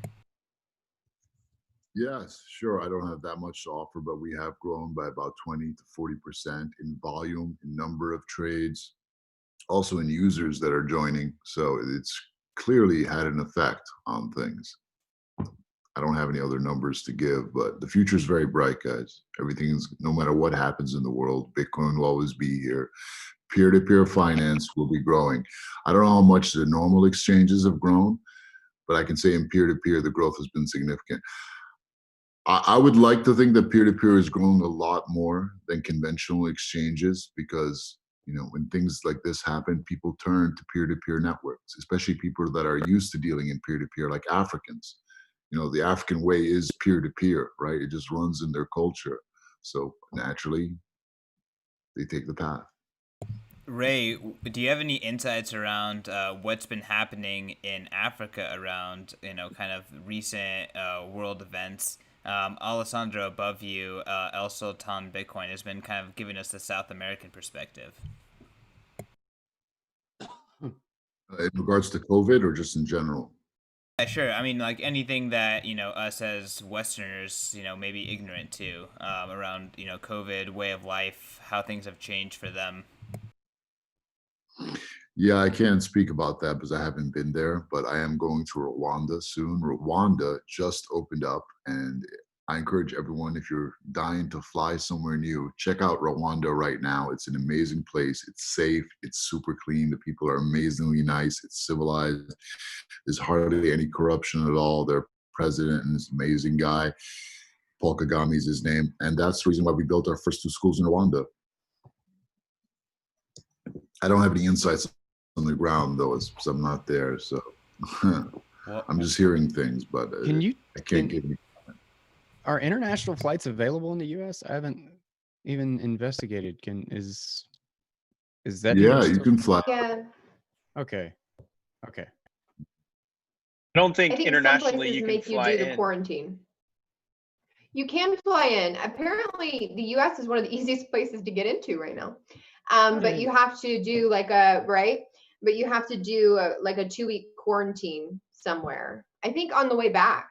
I think I could be wrong. It's the same thing But in there's the some. UK. Yeah, it's the same thing in the UK. No one checks, so you can do whatever you want. Yeah. One thing I was going to add in just about the silver lining, like I'm kind of with Louis here. Like I'm a horrible Bitcoiner because I don't even look at the price. I just buy often and hodl. Like I'm not speculating. I'm long term. That makes you a true Bitcoiner, not a bad Bitcoiner. I always joke that it's like I have to look at Twitter to figure out the price. And if I have to go and actually search out the price, I get annoyed. Like I should just be able to glance and know what the price is so I don't have to go look. But one thing that I've noticed right, exactly. One thing I've noticed, no, you're good in this situation, is that there seemed to be a click in my normie individuals around me where it was like they had this moment of that whole, well, if the government can just print as much money as they want when they want to, you know, why are we paying taxes? And what does that do to my savings that I've been holding? And so, you know, every time they print, it's devaluing the funds that you hold. And so I think that if anything, like I really hate to say that there's been a silver lining out of this insanity, but I think that that has really opened a lot of people's eyes, is that this idea of this nonstop printing has made normal individuals who maybe hadn't really thought about it go, wait a minute, like this doesn't click, like this is really not good for me and the savings that I've been, you know, spending my whole life on. So I just wanted to throw that in. I know it was kind of touched on a little bit, but that's something I've seen in my life actually quite a bit, was conversations happening about the nonstop printing of the Fed, and that 21 million cap looks pretty great. I mean, that's amazing when you think about it in terms of what's happening in the world. So I wanted to throw that in. So I want to change the subject slightly. Next is kind of like all of us, you know, whether we agree with it or not, we're all kind of on Bitcoin Twitter, and we're all experiencing the information distribution through our network of Bitcoiners. And I think that has given us, relatively speaking, very unique and maybe unpopular opinions about what's happening around us. What are your takes on the Bitcoiner versus mainstream narrative about what's happening right now? I see a lot of smiling happening from Adam. Why don't you jump in first? Well, at first I thought all the Bitcoiners were going to be individuals about this and not go follow the government party line. But there's a significant percentage of Bitcoiners who are doing exactly what the government wants them to do, who panicked, who bought into the hysteria. I was disappointed. I was shocked. I was shocked by some of the people out there, the things that they've said in terms of agreeing with all of a sudden, they were big anti-government beforehand. All of a sudden, they're for the government. They're spouting the government line. They're scared. It just shows you what fear can do to people that you think have conviction and are individuals. I mean, they run to daddy government when they get scared. So some Bitcoiners have been really hardcore about the whole thing and have been kind of like me, I guess, just saying what you believe, keep on speaking the truth. But there's some people that are just like, oh my God, I'm so shocked. They're really loving their quarantines, to say the least. AC, go. So what I would like to say is that sometimes us Bitcoiners, we forget how important our duty is to continue educating people, because we hold a kind of power in ourselves, and that's the power of knowledge.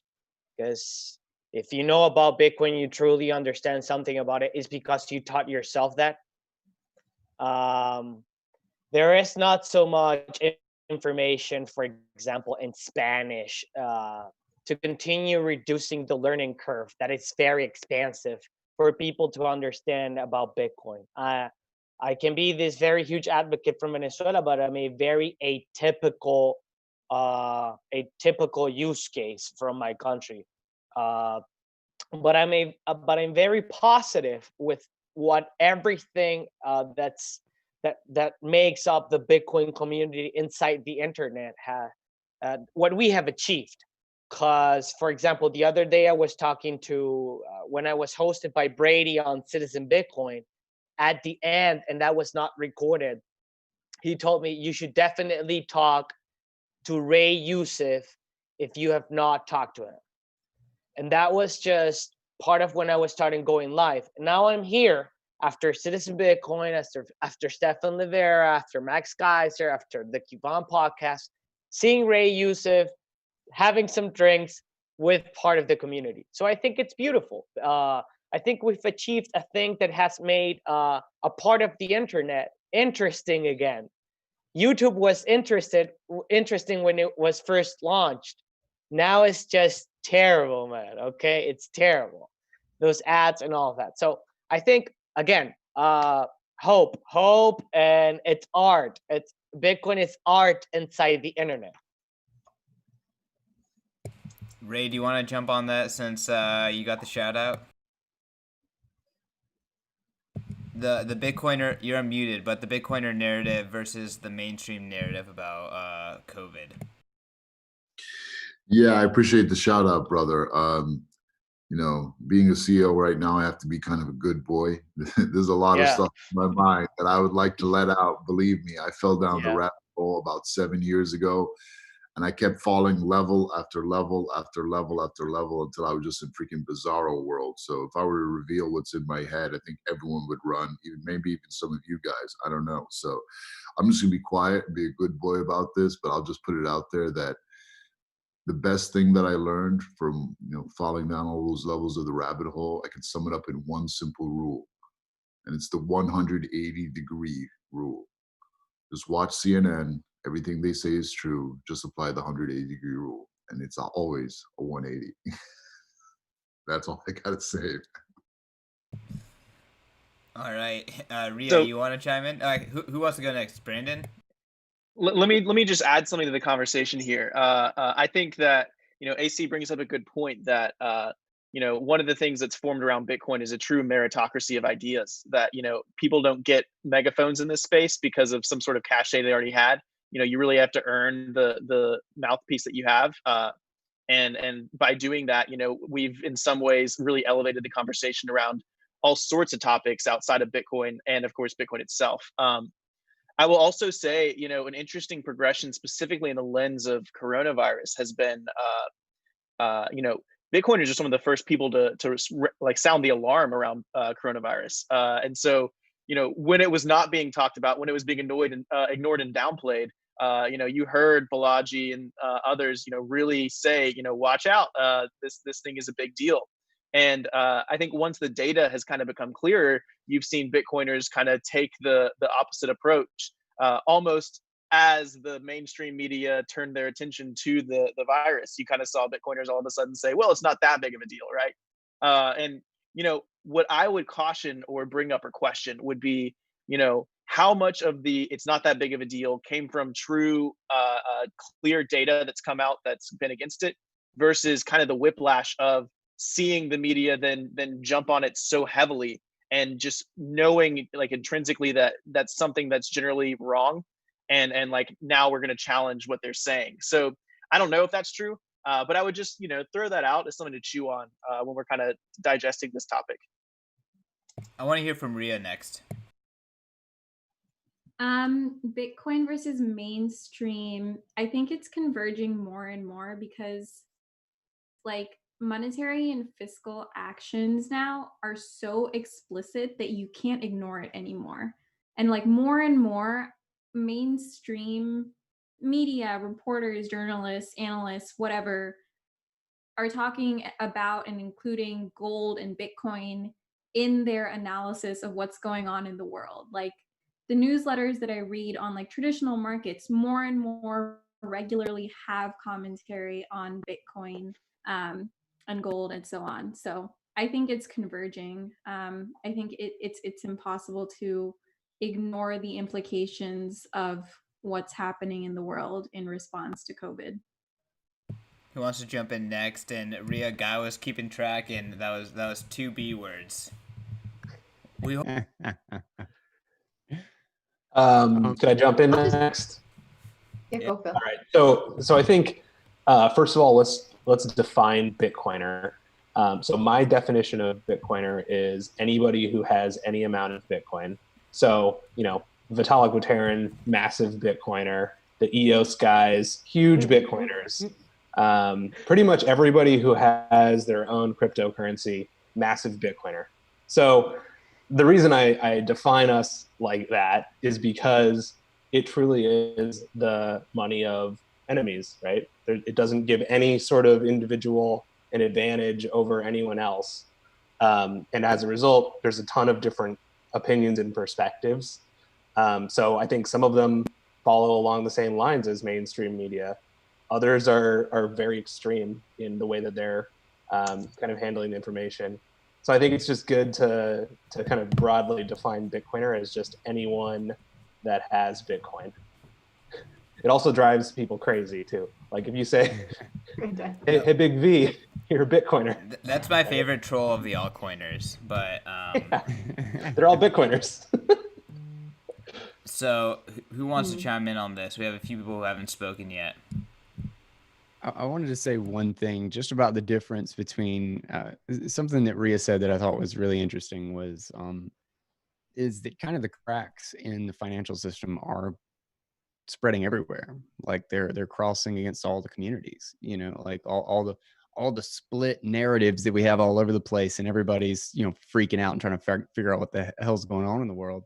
The one thing that everybody kind of agrees on, whether or not they have any idea where or why it's happening, is that something's really wrong with our financial and monetary system. And I think that lends to the strength of the simplicity of what Bitcoin is when you start looking at it. Just 21 million. We're done. 21 million. Oh, that's one. I got one. Okay, one drink so far. Oh, two. But the other thing that I find fascinating is that BTCers can actually have a conversation about it. Like we're disagreeing about COVID and stuff all the time about whether the government should do this and this, but we can actually have a conversation without stabbing each other. Like we're still BTCers at the end of the day. I disagree. Like even in like the Telegram crew or whatever that I got, heated debates, like going back and forth. And then it's just like, I love you, stats. You're just like we can actually have a conversation. And that's something that's broken down everywhere else, is that there's nothing to hold them together. And the conversation is a joke. It's not a conversation anywhere. It's just an attack. And I kind of love that we can disagree. Like, I think that's a wonderful and beautiful thing, that we can disagree and get over it because we have something more important to worry about. No, we can't. Well, isn't that personal freedom thing? Like, many people in this space, even though they have very different views, I think Phil brings up a great point, is if anything, this showed me that Bitcoiners don't really all have the same political views. And I think that before, maybe I thought they did. But like, there's a very big variety of what people think. But I think we all have this individual freedom, love for individual freedoms there. So it's like, okay, well, as long as you're not affecting me, you can think whatever you want, as long as you don't cross that line. Your rights are your rights, just don't affect mine. So I do think that that's why we can all have these conversations where, no, I disagree with you on absolutely everything other than the financial security of, what, but as long as you're not infringing on my rights, who cares? Not that it's who cares, but it's not like this hateful, how dare you, the fact that you're having a different opinion than me is a personal attack on me, which seems to be what we're all being like bombarded with lately. So yeah, I think that I forget who brought it up though, but the early information for COVID was really important. I mean, I started kind of prepping in February, and therefore I didn't have any of these problems when the shelves were empty. And that was really beneficial at the beginning of this, is we have so many really intelligent voices in this space that were speaking of it. And so I find it really beneficial. And I do actually like the variety, because if everybody agrees, you're not doing something right. So The world's boring if everybody thinks the same crap. it's so boring. Yeah, So we're about to cross the 2-hour mark, so this has been quite the rip. If anyone needs to leave, please ping the chat so I can give you your last word. I'm gonna move us on to our next topic, which is predictions for the second half of the year.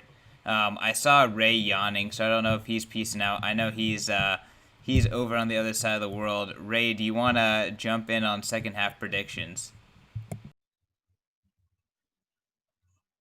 Or he's in the I bathroom. think he went to go. He went to go get a drink. Yeah. I I went called to him. take I called him take a out when he dump. was away. Oh, here we go. For the smoke break, yeah. Second half predictions, the second half of the year. Is that what you want to know? Yeah. I don't have any insights.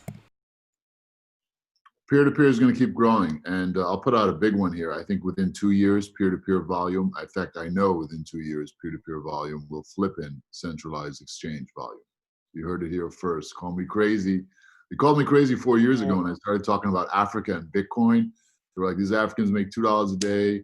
They'll never figure it out. And now Africa's leading in Google searches, number of users, number of transactions, and they pumped up the volume. So we're just starting to see things change right now. We've been working at this for 11 years, us as a community, and everyone on this podcast. You guys are all OGs. You believe in this. We have to deal with this wave of ICO scammers and all this BS, but we're all still here, and it's happening, finally happening. These next 2 years are going to be a wild ride. The whole world's going to flip upside down, including crypto world. Can't hear you. That's a Sorry, great thank prediction. you for that. I would love to see P2P blowing up. I want to go to Ria. Ria, I know you have to jam soon. Let's get your second half prediction, and then you can follow that up with any of your last words to kind of close it out for your time on Drinks in Quarantine. Sure. Second half predictions. I think, in the first half of the year, we had all this craziness in traditional markets. People were trying to get a handle on what's going on with COVID.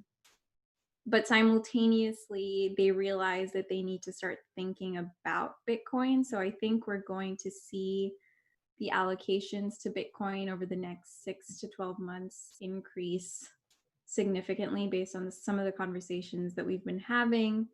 So excited about that. I know I said the B word a lot of times, so I'll drink. You can say it as long as it's bullish. Let's go. It's been so awesome to meet and chat with a lot of you guys for the first time. Thank you so much for inviting me on. You can reach me on Twitter at Ria Bhutoria, my name. All the research that I publish is really available on our website, fidelitydigitalassets.com. And I look forward to building this relationship with you guys more. Thank you. Peace. Yeah, thank you for coming on, and you don't rush to jump off, but you're welcome to jump it off whenever you want. Who wants to go next on second half predictions? I would say it's sort of in the same stance as Ray Youssef, because I come from Venezuela and I just spoke about the remittances and the P2P volume. Venezuela being the harbor for South America through local Bitcoins for Bitcoin volume. And it just continues increasing here, Mexico, Colombia, Argentina. So from that perspective, I'm very bullish on Bitcoin. And yeah, with the whole halving in the middle and what is happening, look, and I'm actually at a hardware and IT services level behind Bitcoin. But yes, I'm very bullish on Bitcoin's price for the second half of the year.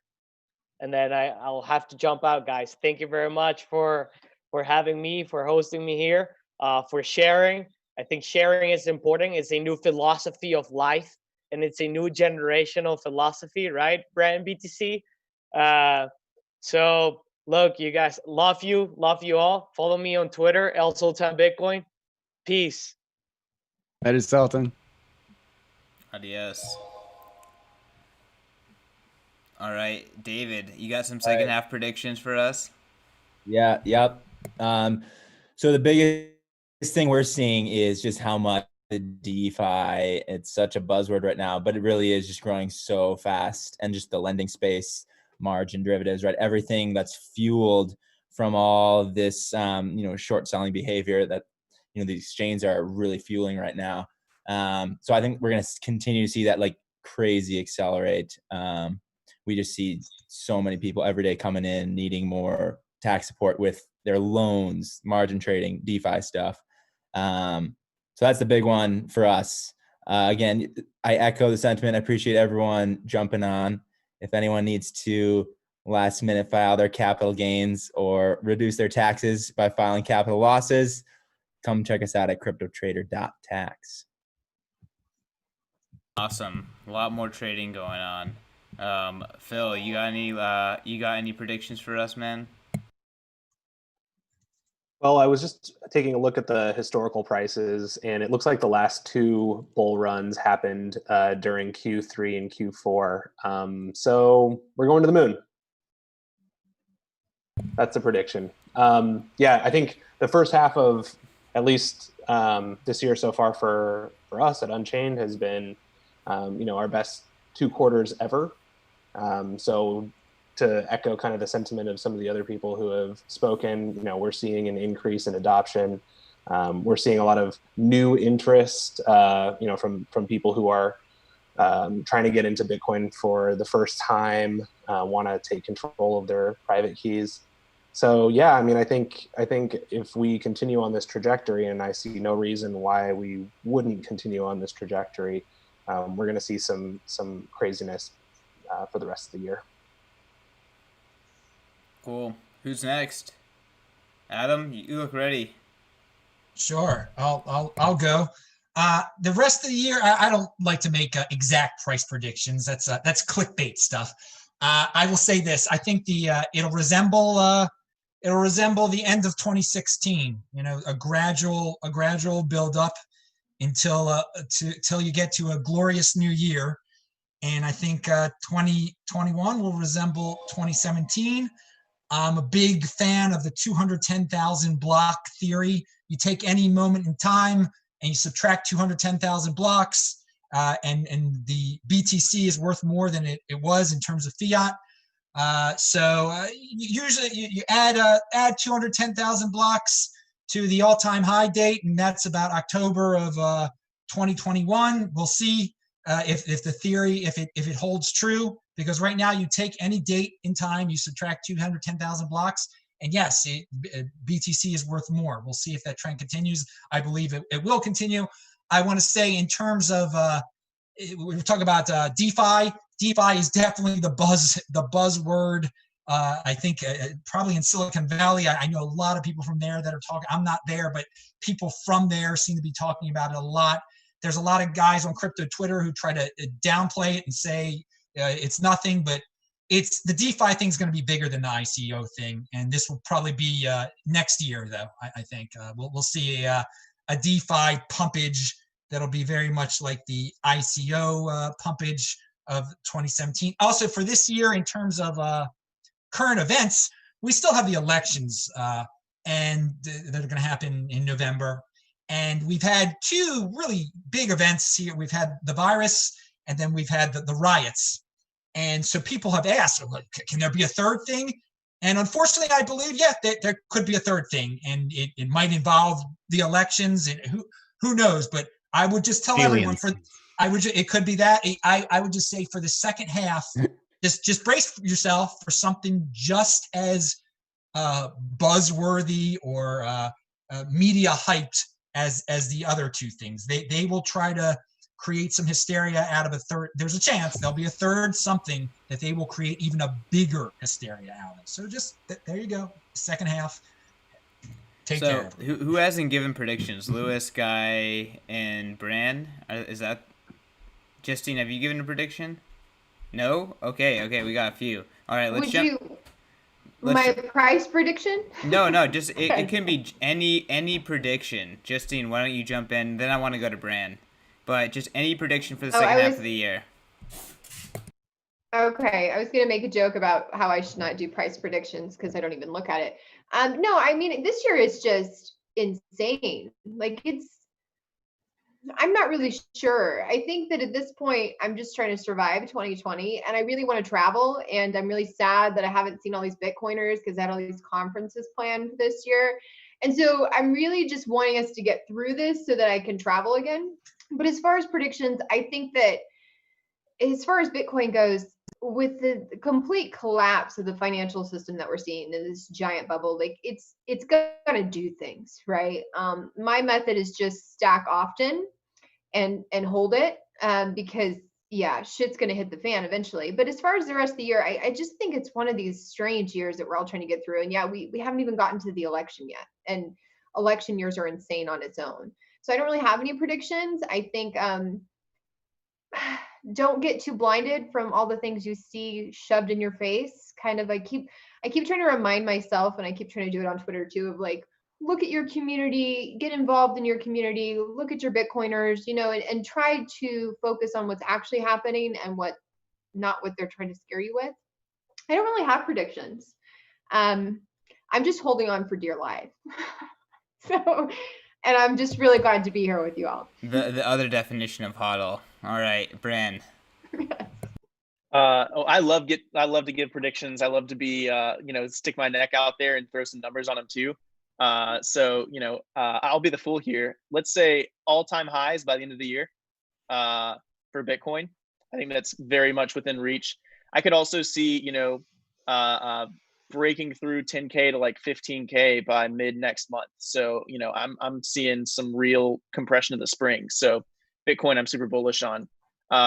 Larger scale, I was going to hit on the election too, but from a different perspective. I think the black swan may have just hit. Kanye West running for president, I think, is such a game changer. If he ends up filing and everything like that, like man, talk about mixing the pot a little bit. I think that has huge implications on everything political. I'm not going to say he's going to win, but I will say that watching the media treat his candidacy is like watching the media in 2016. And, I just wouldn't put anything past we Americans in terms of our need for entertainment. So, that's probably my most pessimistic view on society that I'll give tonight. But I would, you want to talk about crazy things that happen in 2020, what would take the cake more than a Kanye West winning the presidency? So, let's just throw that out there. He is a Bitcoiner. I mean, it's not terrible for us as Bitcoiners, but everything is good for Bitcoin, right? All right, Lewis, what are your predictions here? I should not make a prediction, but this is my view. I think I mean, we are in a kind of a war between U.S. and China. I think that will play, I think that will end by the end of the year or first quarter next year. I think this will end quite rapidly, and things will escalate very quick between this tension between U.S. and China. And I think U.S. election, kind of like it's a mirror in terms of like if there's a pro-democracy candidate or get elected, this would resolve a lot of things. I think America are in some kind of internal struggle, and that internal struggle kind of like manifests in the worldwide, and that's within the zone of the U.S. versus China. I think you will see that continue to play out. I think the government around the world, especially US, especially China, when they in some kind of war zone, they just gonna print, and all the assets is going to really really high, and I don't think anyone will be sitting in large cash. I think people will FOMO buy a lot of assets that is actually really scarce. So I'm very, very bullish right now. Not for a stock market, but stock market will go up eventually. And I'm not, I'm not really bullish on DeFi. I think that, structure-wise could crumble down when something enormous happen. We need to prepare for that, right? There will be some kind of events might happen in the next couple months that will trigger a lot of market sell-off. But when there's a sell-off, there's a lot of money stashing around and start to push the price up again. So I think we will have a very volatile market, but it's kind of like trending upward as people, central bank keep printing money. So overall, I'm very bearish on the real economy, but the price, is all denominated in fiat. I think it's going to sky high. All right. Guy, maybe you can give us some predictions, and then for everyone else, we'll end with the last word and close out the show. All right, sounds good. I think my prediction is that I will have no less than 5 people from. I kind of have like 2 worlds. I have Twitter and like the Bitcoin the BTC space that is kind of this whole separate world from my family and friends from high school and like all this stuff. It's a whole different world. But I think that by the end of the year, I'll have at least 5 people contact me that I have not talked to in a very long time, asking me how to get a hold of some BTC. That's as far as the price, I kind of think we'll see an all-time high for the year is out. I'm feeling really good about the remainder of this year.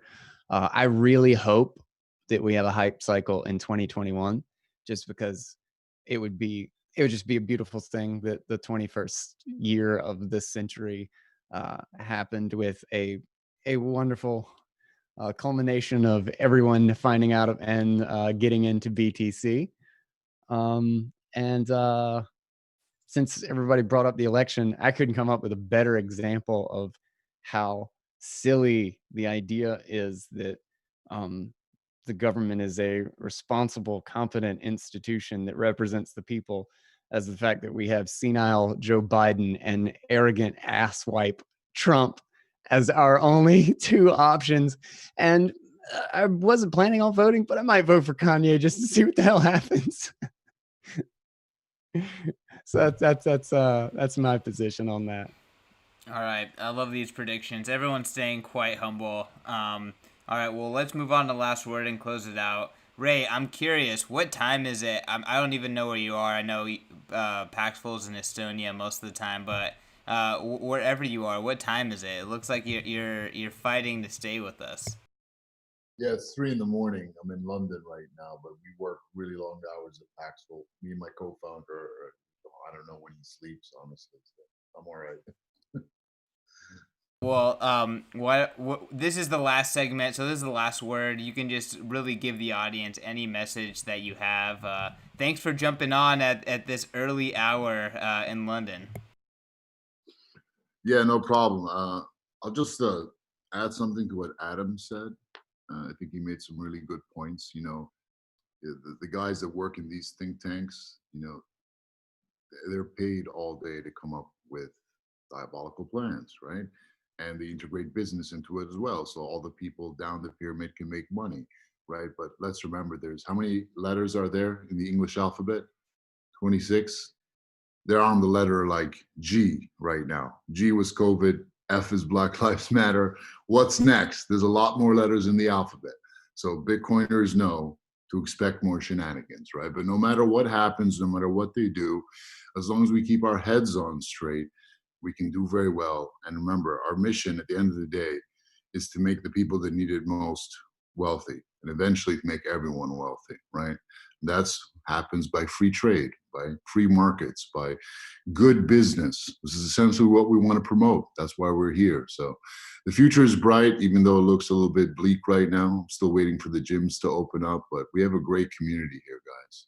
The Bitcoin is, I think it's the most powerful, most legitimate and real social movement that has happened in the past 100 years. And I say that because it is actually having a direct effect on the pillar of power that the bad guys took first, which was the control of the money. With control of the money, you can buy media control. With media control, you can control the people, and thus you can buy political control and control the militaries of the world. We call Paxful Paxful because Pax means peace. An honest money system can give us a more peaceful world, because none of us here want to go to war.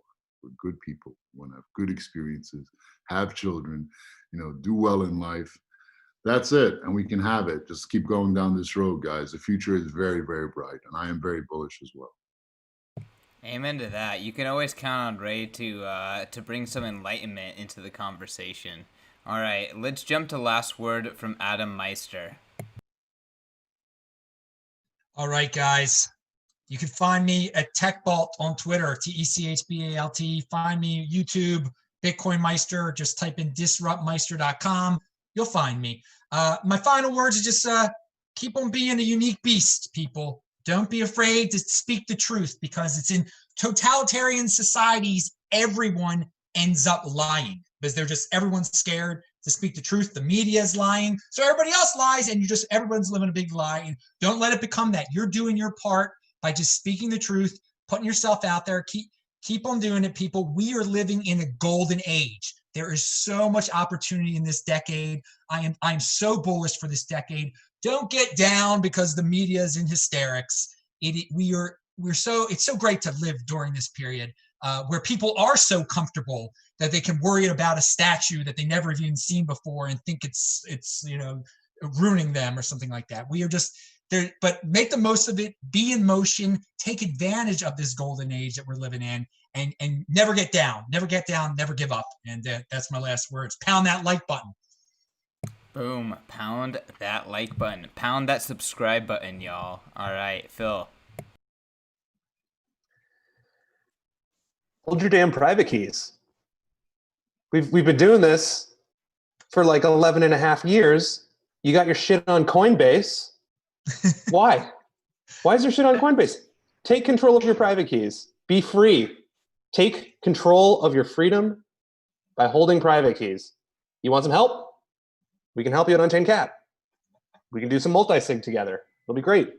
You don't want help? Bullish Unchained Capital. Bullish. You don't want help? Buy a Trezor. Use Caravan. It's open source multi-sig. Pretty easy. But at the end of the day, don't let someone else have your private keys. There's no need. Be sovereign individuals.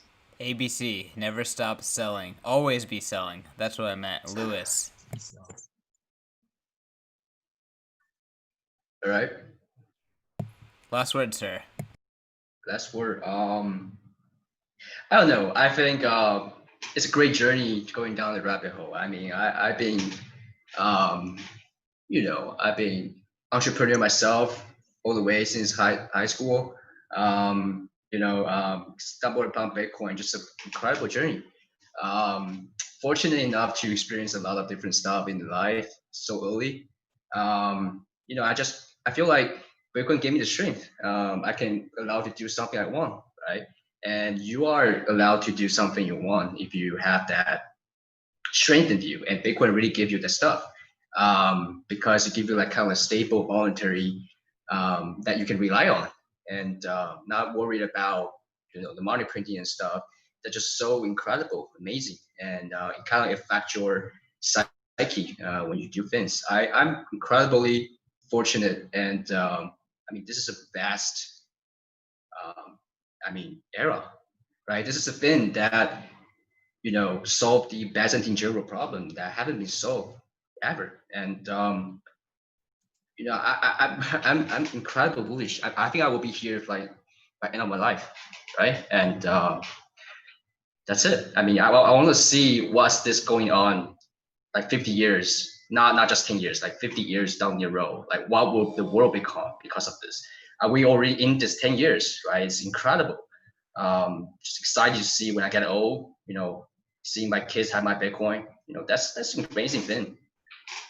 And shout out to Unchained, right? They get this real, right? In the past, you cannot even do that with your family and stuff. And right now, you can just store that coin, pass down to next generation. I mean, I think that's a really beautiful thing, and it make it very easy for wealth transfer. Yeah, I'm also glad that all the entrepreneur out there building has down and continue to build this infrastructure out. They are the true pioneer. I think shout out to all those founders and CEOs, right? Without them, we won't have this kind of more advanced technology that we can had a hand on right now. And even Bitcoin is not going to be used without those companies. Really shout out to them, and I'm really looking forward next 10 years, 20 years, still see you guys around here will be super cool. Let's do it. Thank you very much, Lewis. So I want to go to Guy, and then we're gonna end it with Justine, the wonderful Miss Hoddle, to close it out.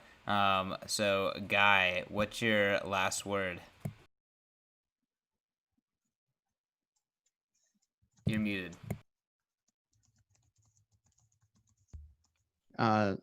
My last word is to recommend for everybody to step back a little bit. We're all so close to everything that happens. Every video we see and thing that comes across our screen. Like we're in the process of a massive transition. And I think this is ongoing for 30 years, and we're seeing pressure release for something really big. And I think on the other side of this thing, it's going to be better. We just have to pay attention to what's happening while we're in the midst of it. But I mean, there's so many changes that even in what looks like so much negative, there's so many positive changes that I think like should have happened 10 years ago, 15 years ago, and we just never had the pressure to care. I think we've hardened internet communities across the world. I think we're closer. Here we are all on Zoom. Like the Zoom conversation has 50x'd in 7 weeks. Like and like we're finding friends in social circles and stuff in a new space that a lot of people have avoided, that a lot of people have been afraid of. I think at the exact same time, we're also going more local. We're realizing that we can't depend on our federal government, like that it's just kind of a crap shoot that we're watching. So we know we got to get to know our neighbors. We got to like branch out. We got to do those things like with the local community that we have avoided for so long. And education and homeschooling, like holy crap, if there ever was a bubble, education is it. And I see thousands of people talking about homeschooling and taking kids, not even being like, why do we even have public school? That I never, ever would have thought would have had that conversation. And these are conversations that we should have had, but it's a great, like Thomas Paine or whatever has that, like it's is as if we are a person who knows they needed to get something done, but they just kept going, oh, I'll do it tomorrow. I'll wait. Like, just, maybe if I just go to sleep, it will be done when I wake up. It's like, no, this is the period of time where we got to do it. And listen to Bitcoin Audible. I'm sure there is an article out there that you wanted to read or haven't gotten to or something. I read one every single day out loud and commentate on it. I got over 400 now, just dropped 417 actually while we were chatting at the beginning of this episode. 510-ish odd episodes. But all the insanity aside, I think we're living in the greatest period of opportunity we've ever seen. It's not only that something new is being born, but all we've taken for granted for so long is having to shift into a new place. And we should see this as a hopeful thing. Yes, it might mean that we have to let go of a lot of things that we loved or were used to. But in that, I think we're going to create so much new things, and I think this is at the heart of it. Like, I think this is the essential center of where to be. In that, that's why I'm here. But we're going to look back on this. This is going to be a profound time in history. This is the third wave coming into its own. If you've read Toffler, so don't miss out on it just because it's easy to be depressed when you stare at Twitter all day. Yeah, less Twitter is good for everyone. Justine, less Twitter, more Mises. Justine, you have the floor. Yeah.